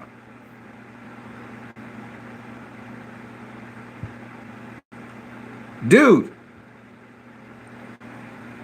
I have to go check out the Kell Brook fight. I will check out the Kell Brook fight and see if he out-jabbed Kell Brook. I don't know if he out-jabbed Kell Brook. You are making it sound like Errol Spence has been facing competition on the level of a Danny or a Keith. He has not. That is my point. Kell Brook was out-jabbing Errol Spence.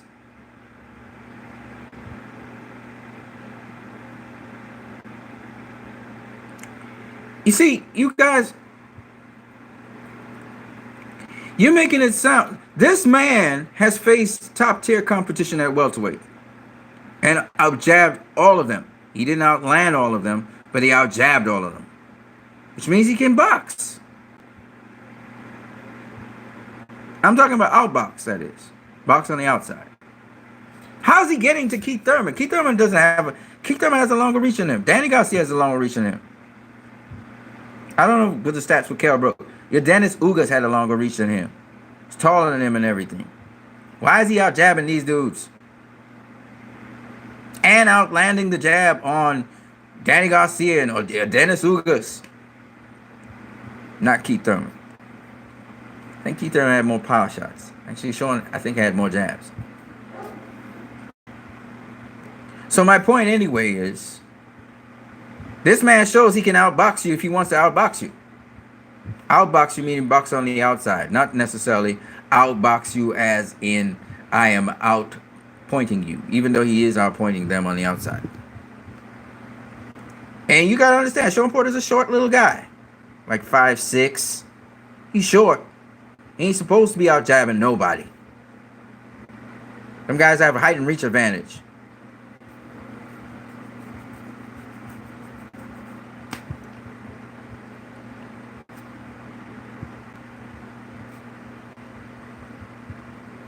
Errol would stop Keith and Danny is stationary. He doesn't use his feet at an elite level. Danny cuts off the ring like a motherfucker, man. Danny cuts off the ring like a motherfucker. If you watch this fight with Adrian Granados, Danny ain't the same Danny we know.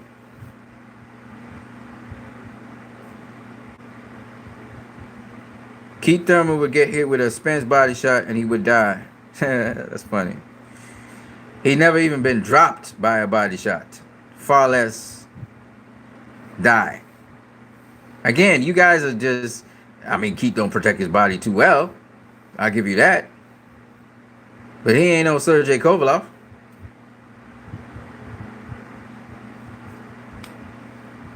Danny's B level. Fuck no. Get the fuck out of here with that shit. He's not B level.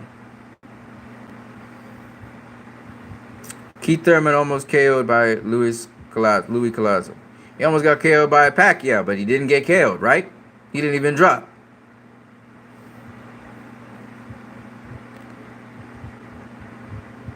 And he came back the next couple of rounds to win those. So you can't say, until Keith Thurman gets stopped by a body shot, you can't really say that motherfucker, ain't strong. He's strong.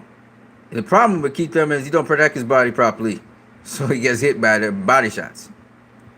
Anybody get hit by a body shot like that, it make them pause. But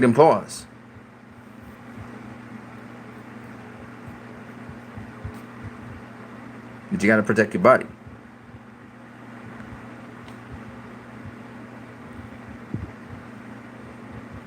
Danny will never beat top tier competition, not even Maidana level. What are you talking about? The man was a unified super lightweight champion of the world. Went on to face Keith Thurman. I think Keith Thurman got a majority decision or something like that on him. Faced Sean Porter, was the more accurate puncher. Sean Porter won that, I think, by split decision. What are you talking about? You're aware that Danny Garcia only lost to Keith Thurman and Sean Porter, right? You know what's up with you guys? You guys, a guy suffers a loss, all of a sudden, unless he's been exposed. I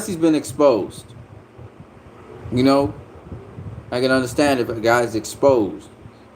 But a guy suffers 1 or 2 losses, and all of a sudden you guys are ready to throw them down the drain, which is why you guys get shocked when certain fighters do very well. Take, for instance, the Mexican kid, forgot what his name is,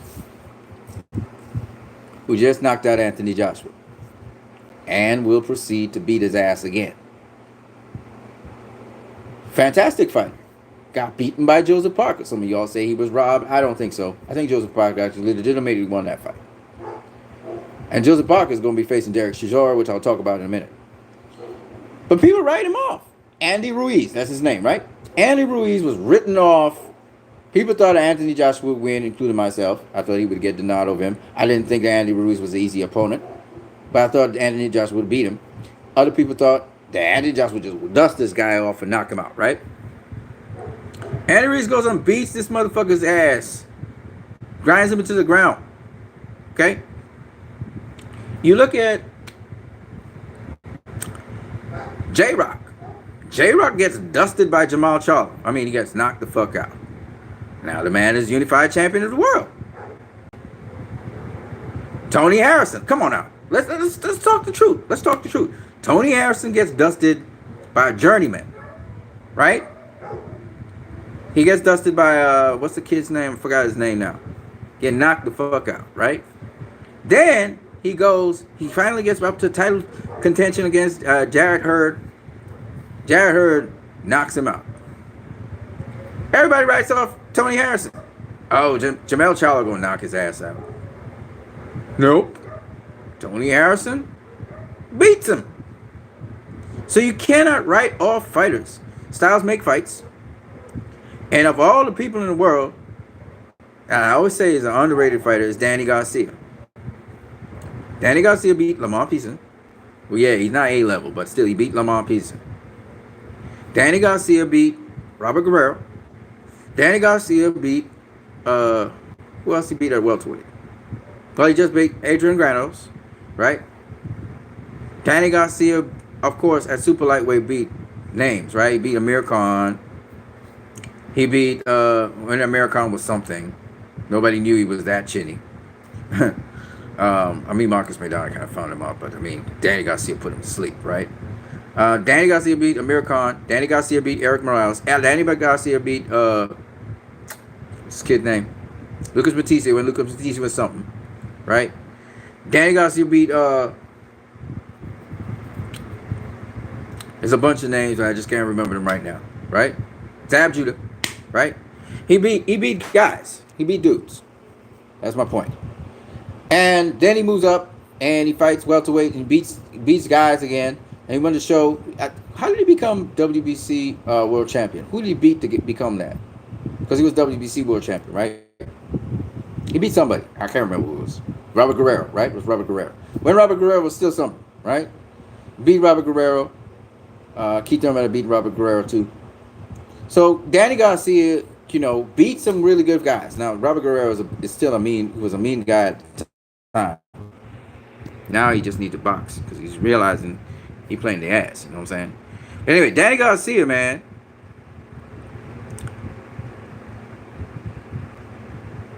No, he didn't. He knocked out Eric Morales, man. Eric Morales was using steroids, all kind of shit, to beat his ass. And no, Eric Morales is the same guy that gave Madonna problems. What are you talking about, Brian? Eric Morales was the WBC champion. What are you talking about? Oh, shot Eric Morales. What are you talking about, bro? Anyways. And if you look at his 140 roster, I mean, Danny Garcia got a hell of a 140 roster. Besides Eric Morales and them guys. Like I said, Zab Judah. There's a bunch of them. Anyways, that's besides the point. Danny Garcia ain't no punk. He's an A-level fighter. All right? And ain't no way in fucking hell Errol Spence knocking out Danny Garcia. That's why we talking about Danny Garcia versus Terrence Crawford. He ain't no fucking B-level fighter. You know Danny Garcia beat Terrence Crawford in the amateurs? They 1-1. He ain't no fucking B-level fighter, bro.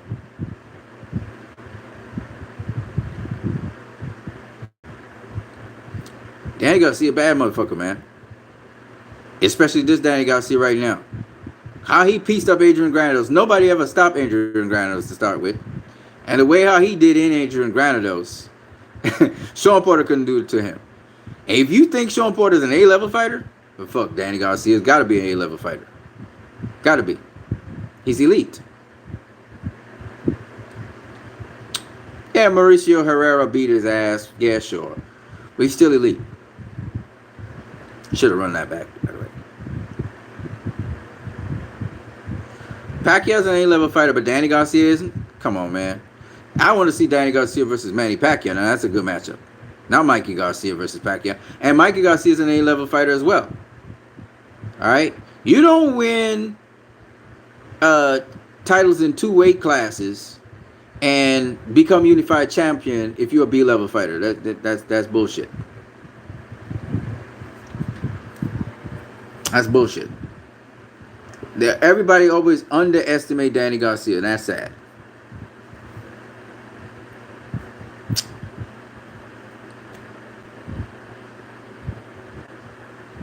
Of course, Jose Ramirez is A-level. What are you talking about, man?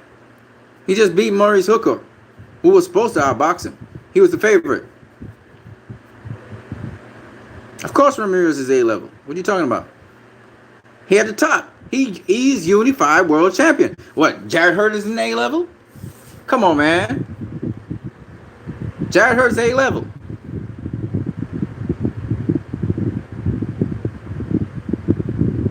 They're elite.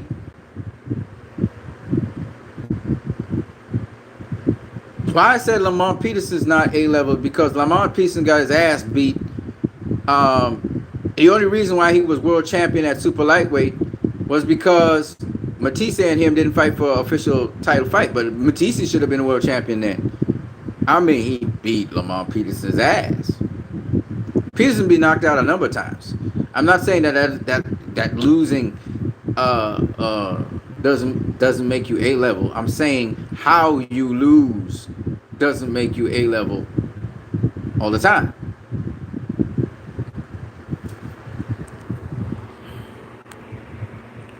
I mean, Amir Khan knocked his ass down twice.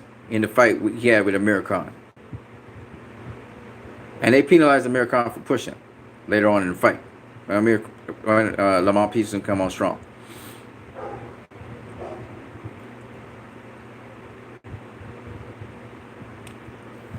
I mean, Peterson,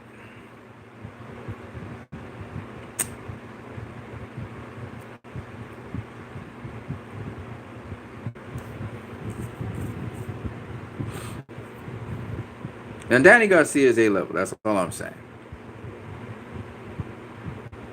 Devin Alexander is not A-level. Even though he's two-time world champion in two different weight classes, he's not A-level.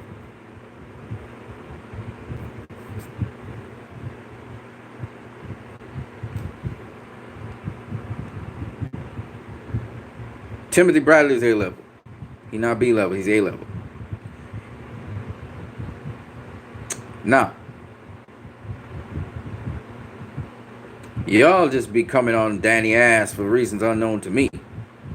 Danny had two close fights, all right, where he could have been world champion, all right, whereas Devon was dusted by Amir Khan. You know what I'm saying? Lamont Peterson was knocked out several times in his career, but still had the IBF title. You know, you look at Devon and you look at Lamont Peterson, they have good names on their resume, but not anywhere on the level of what Danny has.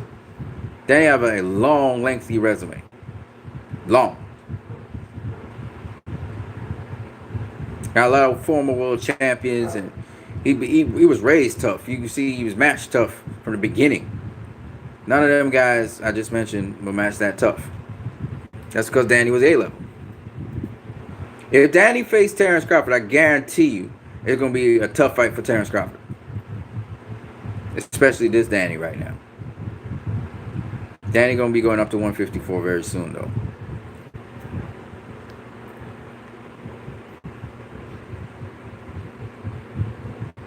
B-level fighter? That's easy. A B-level fighter does not have, first of all, the conditioning like an A-level fighter.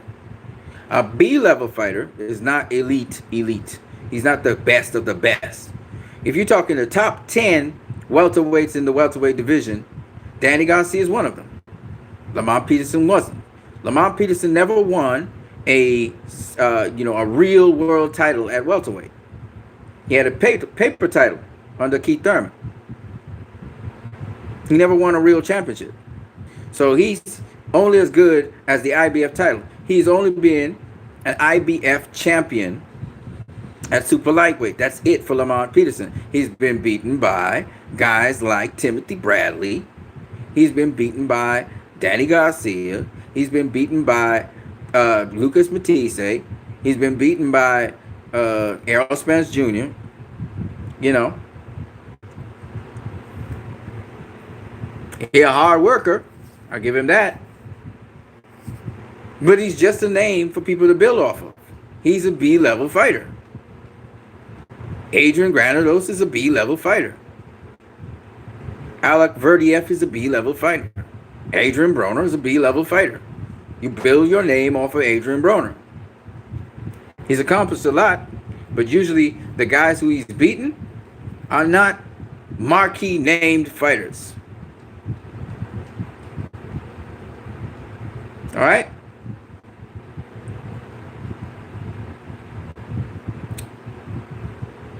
So he's B-level. An A-level fighter will at least have one A-level fighter on their resume that they beat. Somewhere.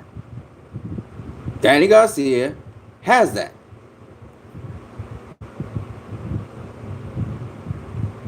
At least at the time he faced them. Sometimes they diminish. And Danny Garcia has a lot of marquee names on his resume.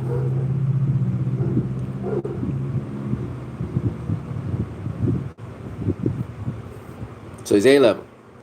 You can't beat a marquee name and you B-level. I mean, it could happen, I guess. Not really.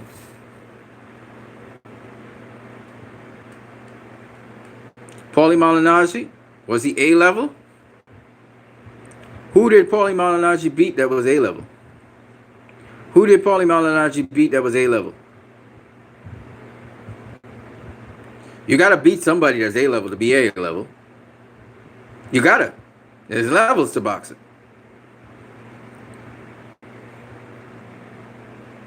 That's like Andre Berto. Andre Berto's B level. Why? Who has Andre Berto ever beat that was A level? Nobody.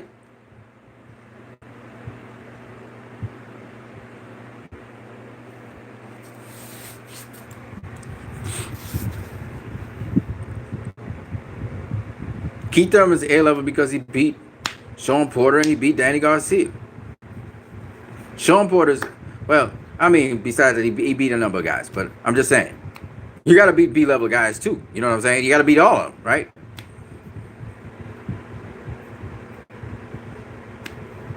Well, but Danny is a top dog in the division, clearly. Why is this even? Paulie's not an A level fighter right at this point in time. He's retired, right? Was Paulie ever an A level fighter? Maybe at super lightweight, I think. Once upon a time, he was hot. He was A level. Who has Paulie beaten that was marquee? Name a marquee name that Paulie Malignaggi has beaten. If you can't, then he can't be A level, right? I remember making an argument that he was A level. He's elite. Well, I said elite. I can't remember which one it was. But A level means you beat a marquee name. You got to win over at least one marquee name or two marquee names.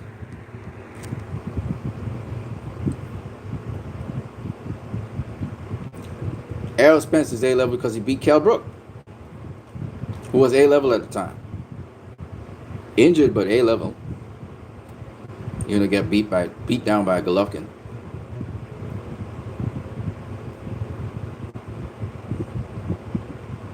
You gotta beat somebody at A level, or yeah, you gotta beat somebody who's A level, or at least a world champion or something like that. You gotta be, because it's the highest level, right? It's A level, then you got B, then you got C, then you got D, right? So the only way I'm gonna get to A is if I beat an A. I mean, that's how I look at it.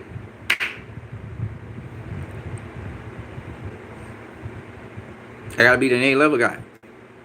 A guy who's at that level, A. So yeah, Jose Ramirez obviously is A level because he beat an A level guy.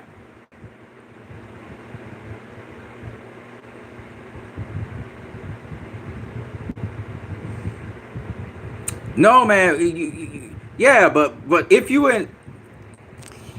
in the top 5, okay? The top 5 welterweights in the welterweight division are, no particular order, Errol Spence, Terrence Crawford, Manny Pacquiao, Keith Thurman, Sean Porter, right?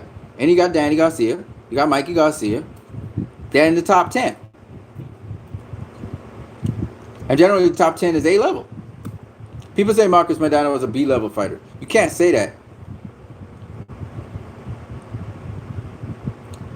You can't say that.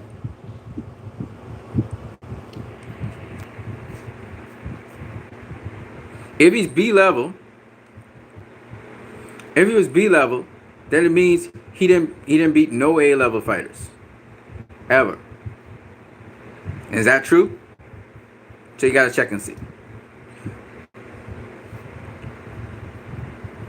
You gotta ask yourself: was Adrian Broner an A level fighter when he faced? Who says Edges and Gavaliaskis is a top 10 welterweight? Who's saying that? Whose rating list you looking at? That's what you gotta ask yourself. You can't just go by any rating list. What are you looking at? The Ring? Who are you looking at? ESPN?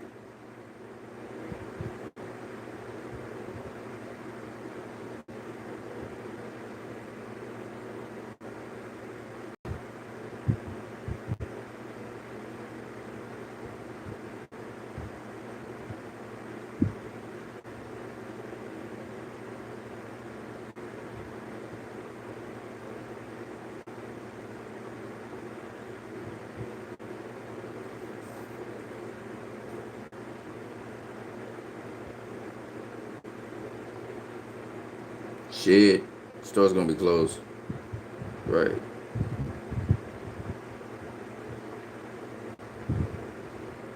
Alright. So according to these people, the top welterweights in the welterweight division is box rec though. It's Terrence Crawford, then Errol Spence, Manny Pacquiao is number 3, Sean Porter is number 4, Danny Garcia is number 5, Yordenis Ugas is number 6, Keith Thurman is number 7, Mikey Garcia is number 8, Amir Khan is number 9. I'm surprised Amir Khan's even there.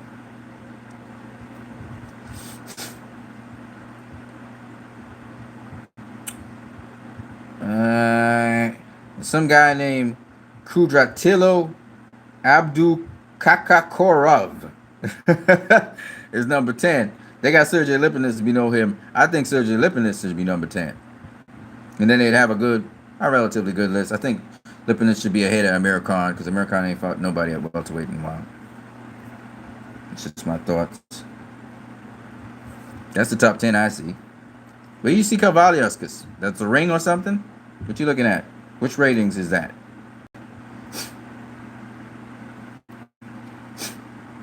Shit, it's almost 9 o'clock. Been going for an hour, almost 2 hours.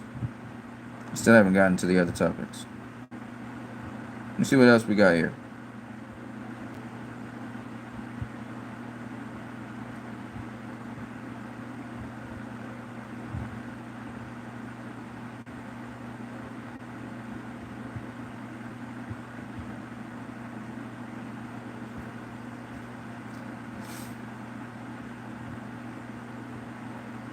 The Ring Magazine. Remember, Sean Porter is a world champion, so that'd be a reason as well.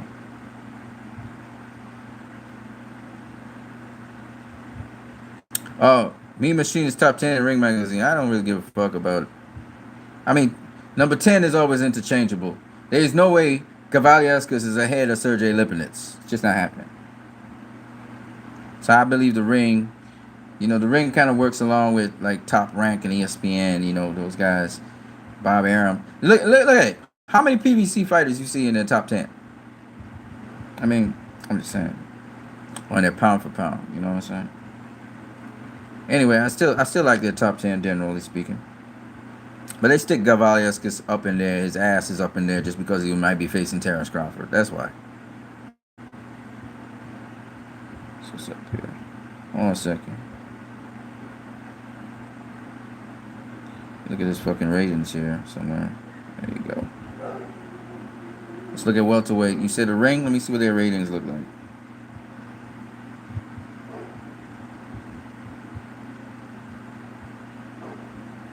I don't even know why you guys calling him a Mean Machine. That motherfucker ain't worth shit. Why are you guys even talking about him? Mean Machine and all this shit. Like he's some great fighter or something. I had to look at him. He ain't shit.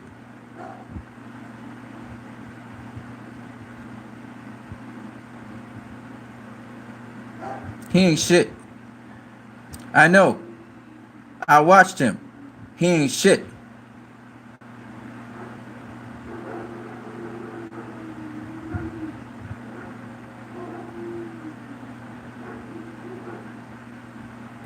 This is what they got at welterweight.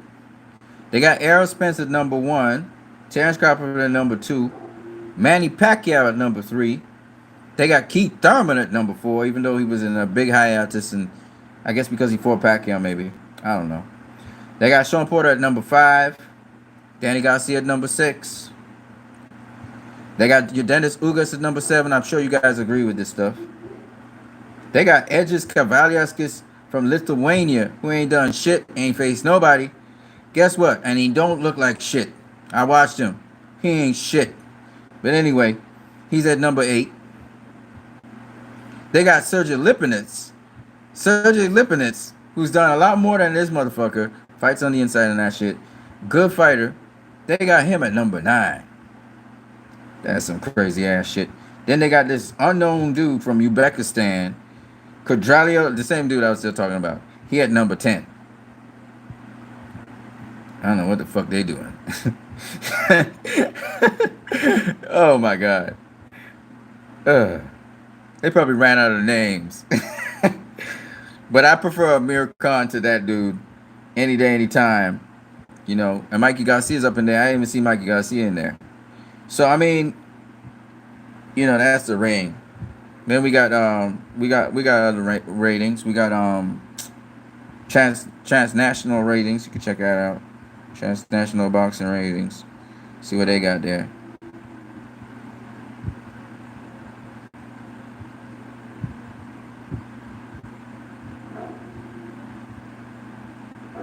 You just look at several of them.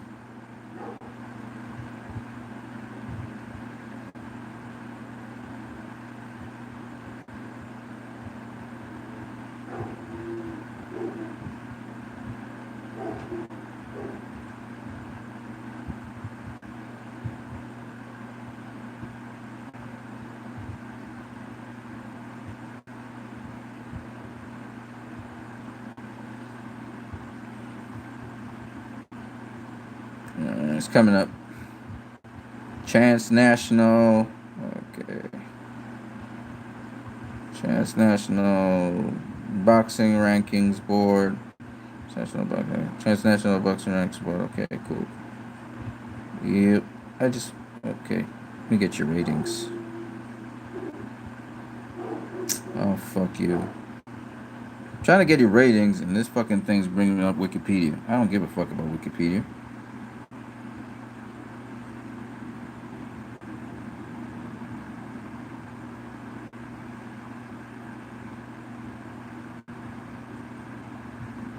This is it here. Can I get that? Oh, fuck. Sometimes this Wikipedia is such a... You know, sometimes you search for something, and this motherfucker would... I'll give you what you're looking for. See if I get anything with this. I might. Yeah, anyway. My point being...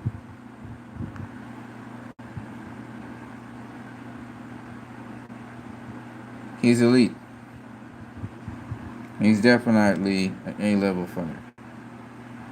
Okay. We are transnational. Okay. So, let's get down to welterweight here. See what they say. It's kind of consensus that Danny Garcia is somewhere in 6th and 7th place. Right? Got Manny Pacquiao here. They have Manny Pacquiao as number 1 welterweight in the world, which makes sense to me. Then you got Errol Spence, Terrence Crawford. Sean Porter keeps on coming up in number 4th place. Sometimes Keith Thurman's ahead of him. Keith Thurman's number 5. Yordenis Ugas, they got as number 6 ahead of Danny Garcia, who's number 7. Sergey Lipinets, that makes sense, is number 8. And then we got Quadrilato and Angelis Gavilas. Which I just don't agree with them at all. But hey, it is what it is. Alright? It is what it is. So, yeah. That's what you guys will be saying. Like I said, you have to at least fight some kind of A-level competition. At least. Come on, man. B-level fighters are championship-level fighters that don't have what it takes to be truly standout fighter in their respective era. He fought A-level guys several times in great competitive fights. Yep. I know. Zab Judo, yeah. He fought, like, you know. Is Jedis Gavilaskas A-level since he's top 10? Fuck no. Mean Machine is top 10 in Ring Magazine. Okay. Name 10 welters better than Mean Machine. Oh, yeah, that's easy. So, Amir Khan. We got, what's his kid name? I just said, let's see. Sergey Lipinets. All right. Amir Khan, count with me. Sergey Lipinets, Danny Garcia, Sean Porter, Keith Thurman, Manny Pacquiao, Errol Spence, Terrence Crawford,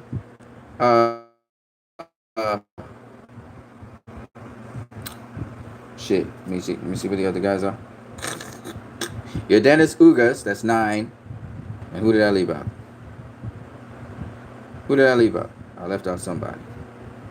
Who did I leave out? and Amir Khan. All right, that's 10. I'm not saying that Amir Khan is right now elite anymore or A-level, but he used to be once upon a time. Still, nonetheless, that's 10. That's better than him because it just had better competition and then better boxers than him. Have you seen Mean Machine? Guys, go up on YouTube and watch Mean Machine. Y'all see what I'm talking about. That motherfucker is a futter.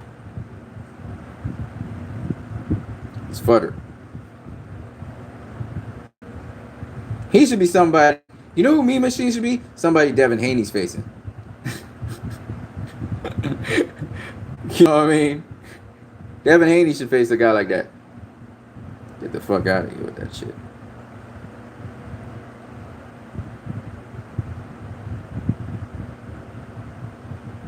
Y'all should go watch Mean Machine. Y'all see that he ain't worth shit. He ain't supposed to be in the top 10. The fuck is he doing in the top 10? That's the guy that Terrence Crawford's going to face. Via top rank. Got so much fucking mismatches out here. Top rank could be just featuring a lot of mismatches. Well, Americon's better than Mean Machine. I can tell you that. You whoop his ass. Easy.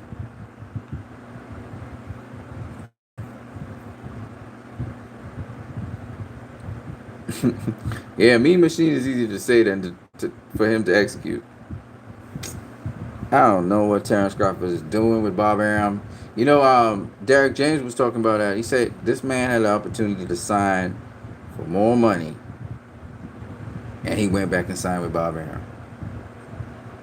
And he said, how everybody ducking Terrence Crawford? How could anyone be ducking Terrence Crawford when Terrence Crawford goes and re-signs with Bob Arum? What is Terrence Crawford saying? We all talked this. I mean, it was like, we baffled. What the fuck are you doing signing back with Bob Arum? Bob Arum don't give a fuck about you. He ain't been promoting your ass. He been promoting Vasily Lomachenko and Tyson Fury. He ain't promoting you. What the fuck you went and re-signed with him for? And for small money. I just don't get it. You say these guys are ducking you, so why don't you pursue the shit and get more money for it? I don't know. It beats me. Maybe Bob Arum has something over him. I don't know.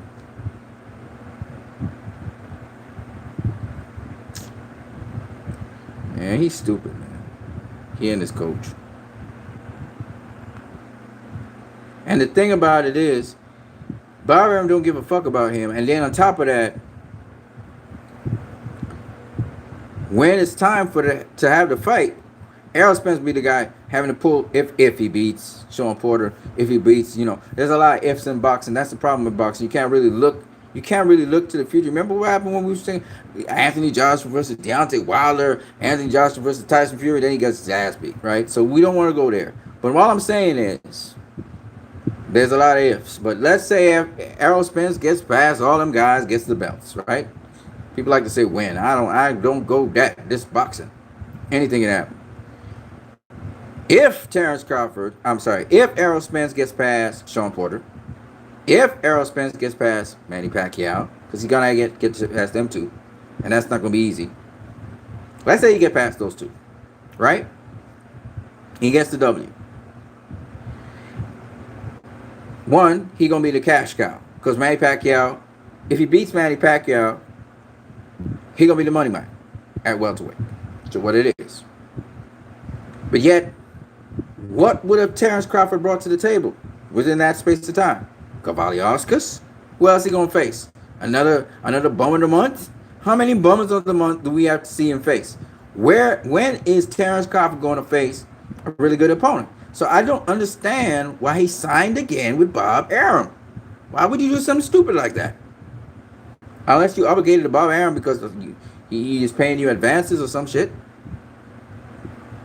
Why would you re-sign with Bob Arum? Don't you want to have one of these PBC champions? I would think you would have made an effort to sign with PBC. So you could get them.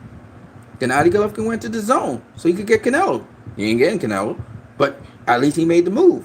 You know what I'm saying? I don't understand, man. Right? Oh, by the way, Kell Brook is a fucking punk, man. This motherfucker said He went to the fight, to face Terrence Crawford and all that shit. Terrence Crawford and they trying to pursue a fight with this motherfucker.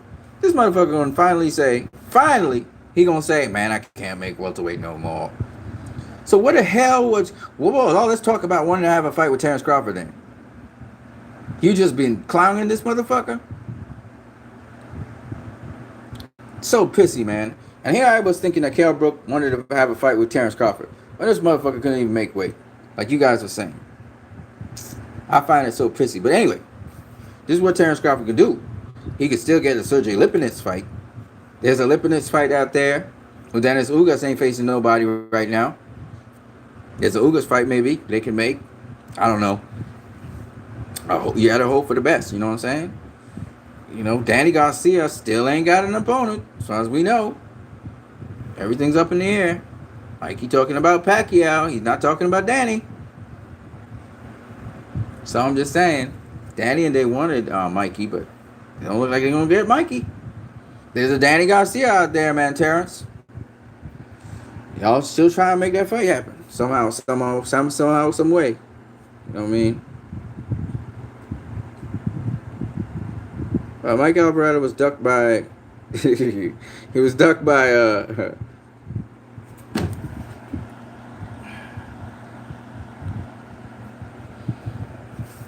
Mike Alvarado was ducked by Dan Garcia. DSG.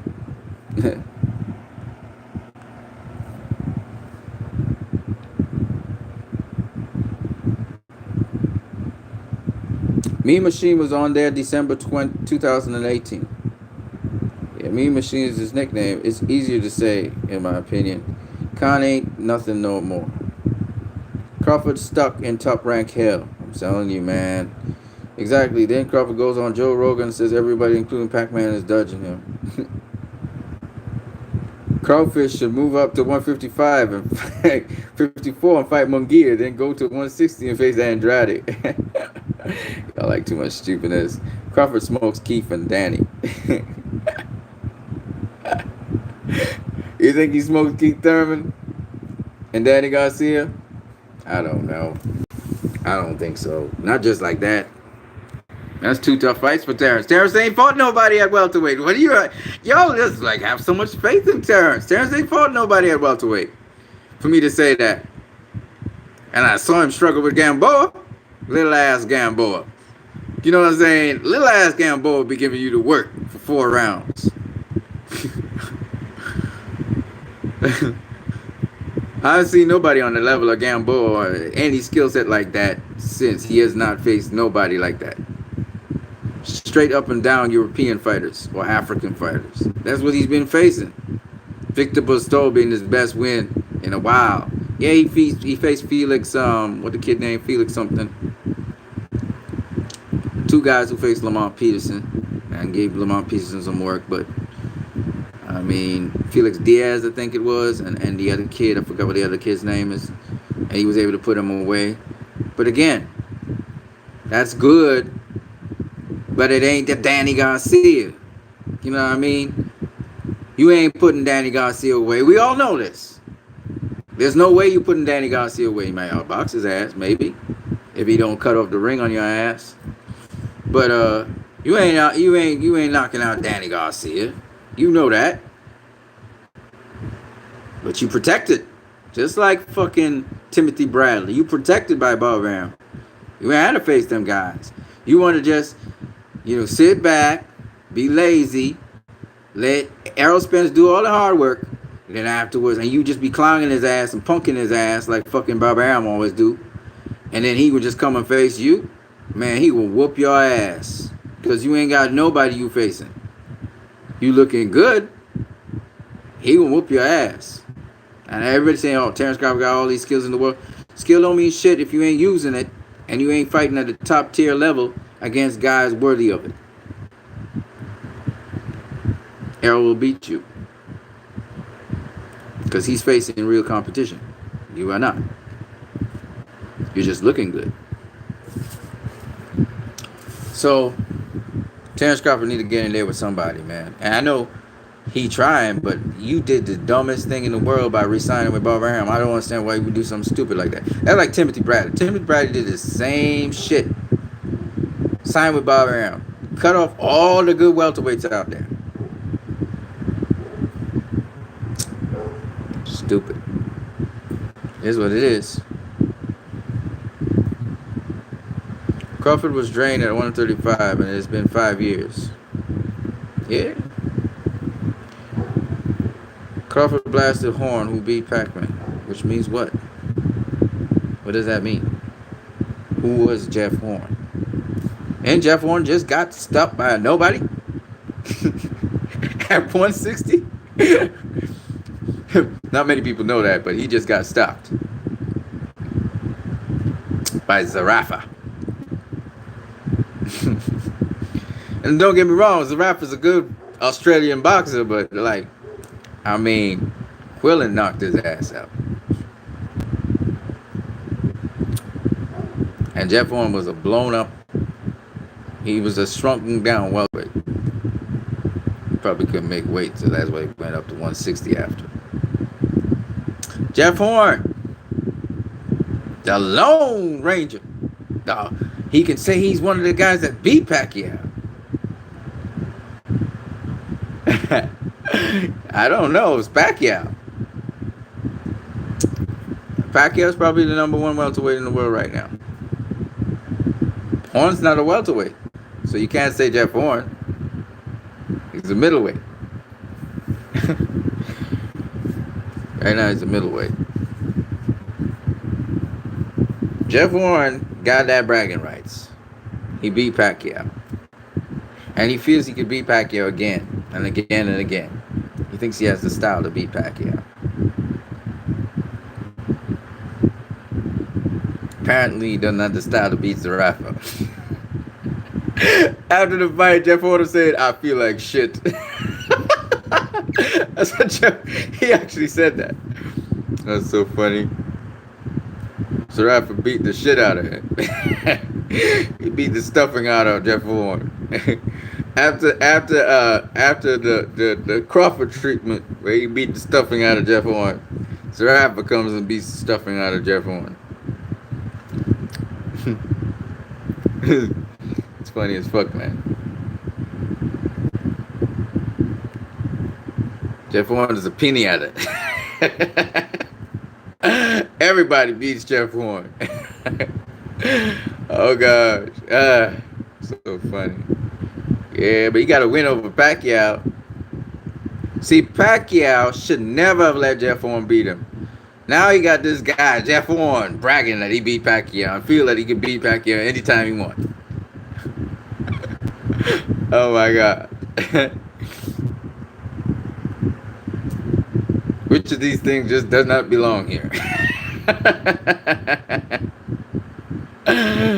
Oh my God.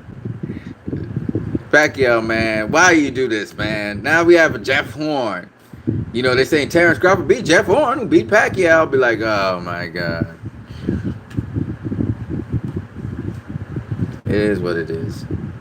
Pacquiao is still the number one, in my opinion, the number one welterweight in the world. In spite of the fact that he let Jeff Horn beat him. Should never have let Jeff Horn beat him. Underestimated Jeff Horn. He was not ready for Jeff Horn. Just wasn't. And that's the point. In boxing, you cannot treat your upcoming fight as if it is not the most important fight. You cannot treat it like that. Just imagine. We'll use his contemporary. Imagine Floyd Mayweather gets beat by Conor McGregor. Do you know how that would be? That would be so fucking embarrassing. Imagine Floyd Mayweather gets beat by Andrew Berto. Right? Arnold Barboza Jr. would destroy Pacquiao and Spence. Who the fuck is that? Like Conor McGregor would say, who the fuck is that? Oh my God. I do not know who that is. Pac-Man is the number one welterweight at the moment, despite having a 9-to-5 job as senator and being near 41. Surreal. Yeah, I mean, Keith Thurman Keith Thurman, that's on you, brother. You underestimated Pacquiao. That was on you. Now you got to live with that. At least Pacquiao was a legend. He ain't Jeff Horn. I mean, come on, man. That's like Roberto Duran when he got beat by that kid, but I can't remember his name. I mean, Robbie Sims was the name, but I mean, the other guy, I forgot what his name is. With a big afro. Jesus, from Jamaica, but via England. Oh my God. Like, really? How, Roberto Duran? How you let this dude beat you? Dude ain't got no punching power, nothing. They outboxed Duran. That was some fucked up shit. At least Sugar Ray Leonard lost to Duran and Terry Norris and Hector Camacho. At least those were names. You know what I'm saying? If you're going to be beat by a name, you know what I mean? If Canelo gets beat by Sergey Kovalev, I was Sergey Kovalev. And he moved up to 175, you know? At least there's shame in it, because I'll clown his ass. But, I mean, there's not shame like Jeff Horn. I mean, God damn it, man. Jeff Horn? Who the fuck is Jeff Horn? At least he was undefeated. I mean, come on, man. Gotta hear about Jeff Horn. Fucking Jeff Horn. So hate that. But he should never have been a part of Pacquiao's legacy. Did Thurman underestimate Pacquiao? Fuck yeah. Twice Thurman slipped pre-fight and said, even if I lose to a legend. Yeah, but, you know, he underestimated Pacquiao. Clearly underestimated. That's why he got dropped. He was winning the round, remember? And he got dropped. Underestimated Pacquiao. And a lot of people are underestimating their opponents. That's why, you know, Anthony Joshua got his ass beat up by Andy Ruiz. Because if he and Eddie Hearn had any idea that Andy Ruiz was that dangerous, they never would have given him a chance. And now they're going into a rematch with Andy Ruiz. And guess what? Anthony Joshua's going to get beat again. I hate saying it, but he's going to get beat again by Andy Ruiz. But they call it Pillsbury Doughboy. Now, y'all can say what you want. He going to beat his ass.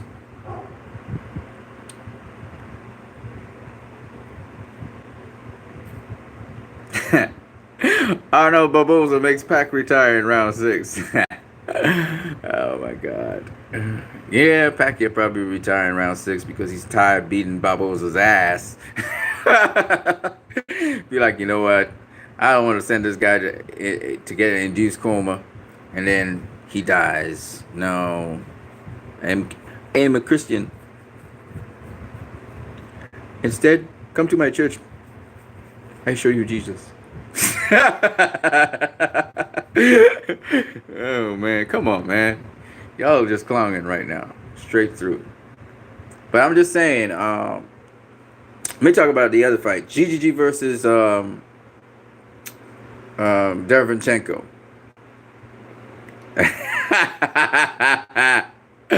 Arnold Barboza had 4% mollywops Pac-Man. Okay.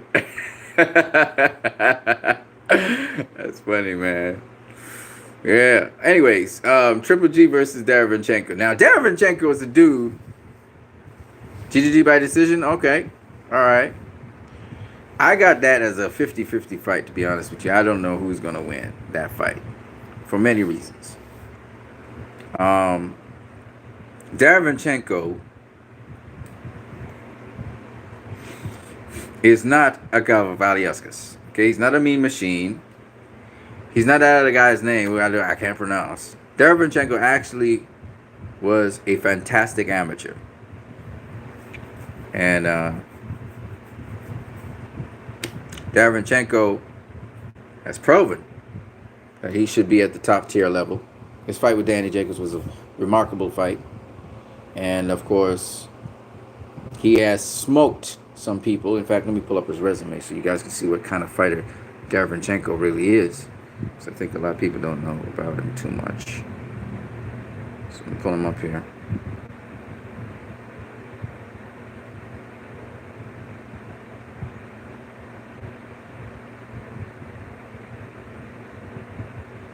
Yeah, but this is a very intriguing fight for me. Derevyanchenko in the amateurs had a win over Gennady Golovkin. Gennady Golovkin has never beaten Derevyanchenko. Derevyanchenko was one of the standout amateurs in boxing. All right. So he has great amateur pedigree. And he's only lost to Danny Jacobs, but Danny Jacobs was his sparring partner. So that's his sole loss. Derevyanchenko beat Toriano Johnson in one of the championship fights they had in a boxing series. He stopped him in the 12th round. Toriano Johnson, for those people who don't know, was supposed to face Triple G. It was a mandatory for him, but he never got the chance. And hell of a fighter. But Derevyanchenko dropped him in the second round. No, he stopped him in the 12th round, sorry. Okay, Toriano Johnson. Hell of a fighter, though. Derevyanchenko also smoked out Sam Soliman. Sam Soliman was, he was up in age, but he was always a good long-reigning, actually, middleweight champion. And he smoked his ass. He stopped him in 2 rounds. Okay? So Derevyanchenko, besides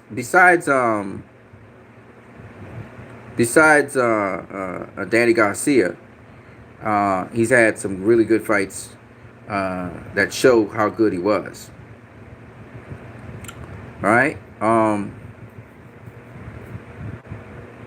That's basically it for him because he started the pros pretty late. He's trained by Danny Garcia's trainer. And he will be fighting for the IBO and the IBF middleweight title. So this is going to be second attempt at getting at the title.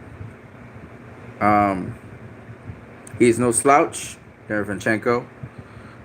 Here is his amateur career. Let me pull it up.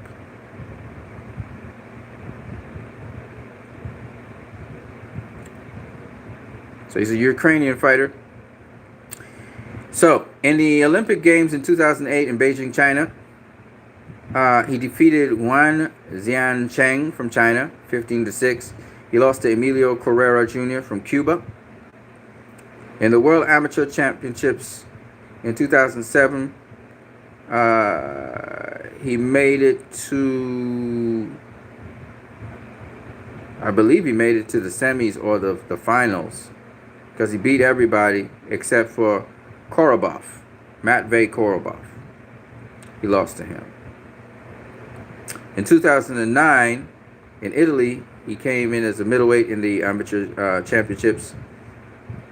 He made it to the quarterfinals. He lost to Vihender Kumar of India. In the World Series of Boxing in 2010-2011, he defeated a lot of guys.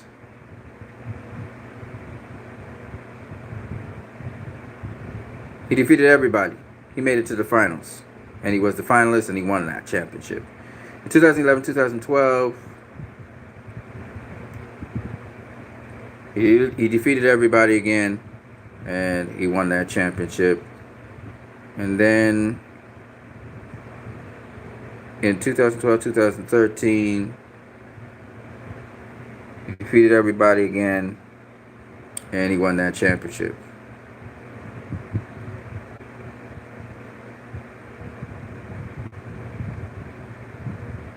Yeah. So, he was one of those outstanding amateurs. He was one of the outstanding amateurs in boxing. All right.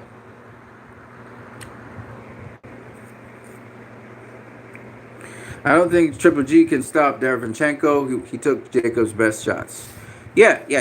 And he got good defense, and he moves up and down. Yeah, he gets caught in the head sometimes. Jack Colque kind of stunned him a couple times. But I think he beat Jack Colque. Yeah, he did. His only loss to Danny Jacobs.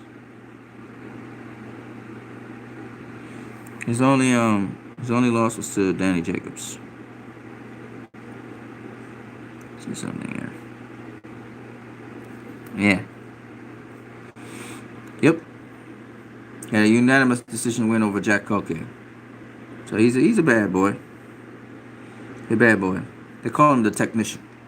So that should be a good fight, and that's a fight you guys should not miss. October the 5th on the Zone. That's a good ass fight for the IBF championship, and very much Derevyanchenko is in that fight, and he very much could beat Gennady Golovkin. It's very possible. So don't count him out at all. That's a good matchup. Anything could happen. Gennady Golovkin himself says it's a dangerous fight for him. He understands that Derevyanchenko is a very good fighter. All right, and he's an inside fighter. What else can I tell you guys? Oh, I can't believe it's 9 something. I've been going for 2 hours and 21 minutes. Yeah, there's some other things I want to talk about in boxing. First of all, Gary Russell Jr. Leo Santa Cruz responded to Gary Russell Jr. saying Gary Russell talks all that kind of crazy stuff. His father didn't understand anything that Gary Russell Jr. was saying. He said, if you want to make the fight, Gary Russell, then what you got to do is simply call Al Heyman, talk to him, and we can make that fight happen. So Leo Santa Cruz is willing to face Gary Russell Jr., and that's good. The other thing that's interesting to me in fight news, we have, like I said, Andre Dirrell. I'm talking about Benavidez and Dirrell in a minute. But Demetrius Andrade might be on the undercard of Canelo versus Kovalev. Excuse me. All I'm saying is that he should get a worthy opponent, whether it's Billy Joe Saunders, whether it's Jamal Charlo. Get one of them guys. Make that fight happen, right? When you look at the middleweight division, let's see what the top tier middleweights are in the middleweight division. Let's see what's going on. 21%. When you look at top tier, when you look at the middleweight division, come on now. I'm gonna look from BoxRec, okay? Come on.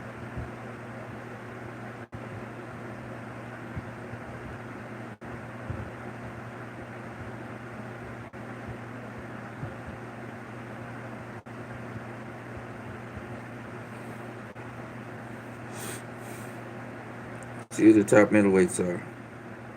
Alright, so Canelo's busy fighting Kovalev. Gennady Golovkin will be facing Derevyanchenko.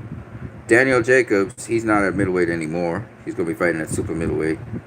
Jamal Charlo, that's somebody Demetrius Andrade could face. You got Ryota Murata, who is not really a real WBA champion. He's the regular, but you got that guy there. Derevyanchenko, of course. And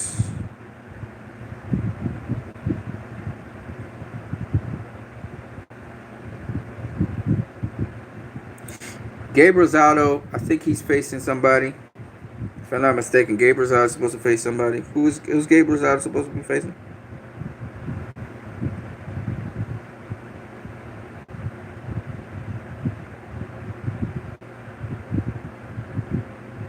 They don't say. But he has an opponent geared up for him, right? Yeah, that's basically it. So what he's really got is Derevyanchenko's busy. He got Ryota Murata. He's got Jamal Charlo. And he's got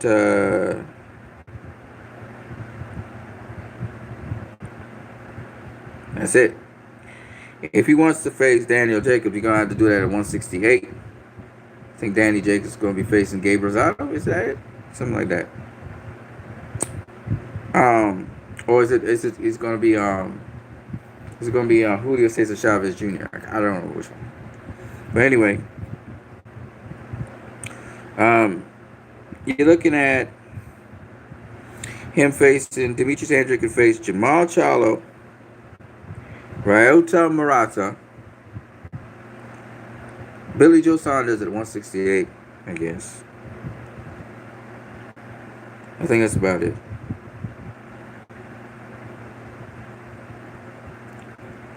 think Gabriel Rosado is busy. He has an opponent already. So that's the kind of guys he could face. You know, the name guys. You know, Rosado, not so much, but I don't even hear anything about David Lemieux anymore. That would be terrible. If he faced David Lemieux, you'd piece him up as well. So we don't want to necessarily we need to see that again. Yeah. So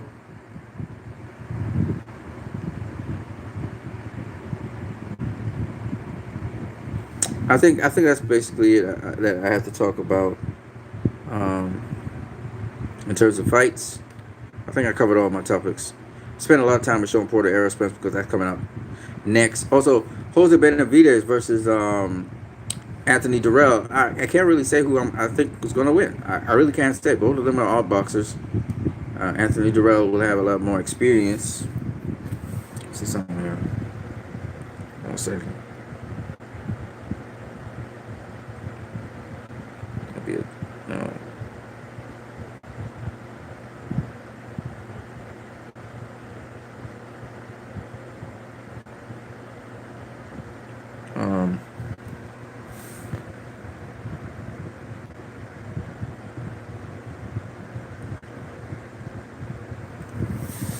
Wow. Really? That's crazy.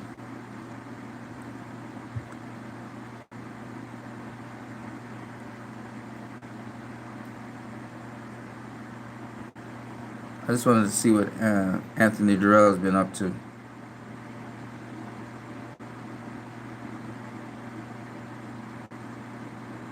Okay.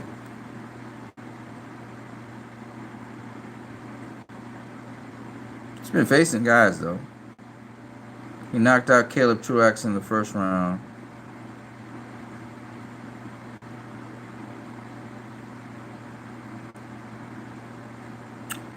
He beat Marco Antonio Rubio, I remember that. Remember when Battle Jack beat his ass and then moved up. He also beat Sekio Bika.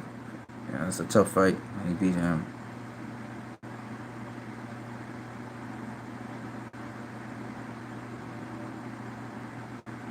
So, I mean,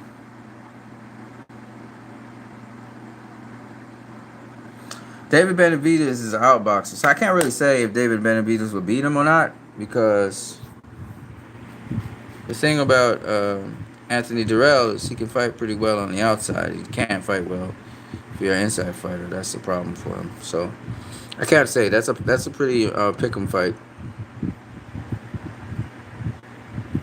Anyway, guys, I gotta go. Nice talking to you guys. It's almost 10 o'clock in the night. I don't know where. Okay, I know where I'll go. So on that note, Intangible Boxing, Jessica Jimeno.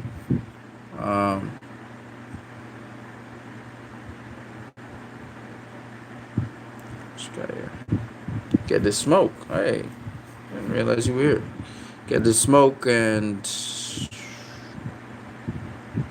XX Raw 2013 XX and what else we got here? Mike Alvarado TV. To all you guys, thank you for being in this chat. Talked for a good while. I hope you guys have a good night. I talked so much. I didn't expect to talk this much about Sean Porter versus Errol Spence. But I'm just saying that I don't think that Errol Spence will knock out Sean Porter. That's all I'm saying. I'm not saying anything else. I can't guarantee nothing else. I'm interested in seeing how the fight plays out. I favor Errol to win. But I don't think it's going to be an easy fight for either guy.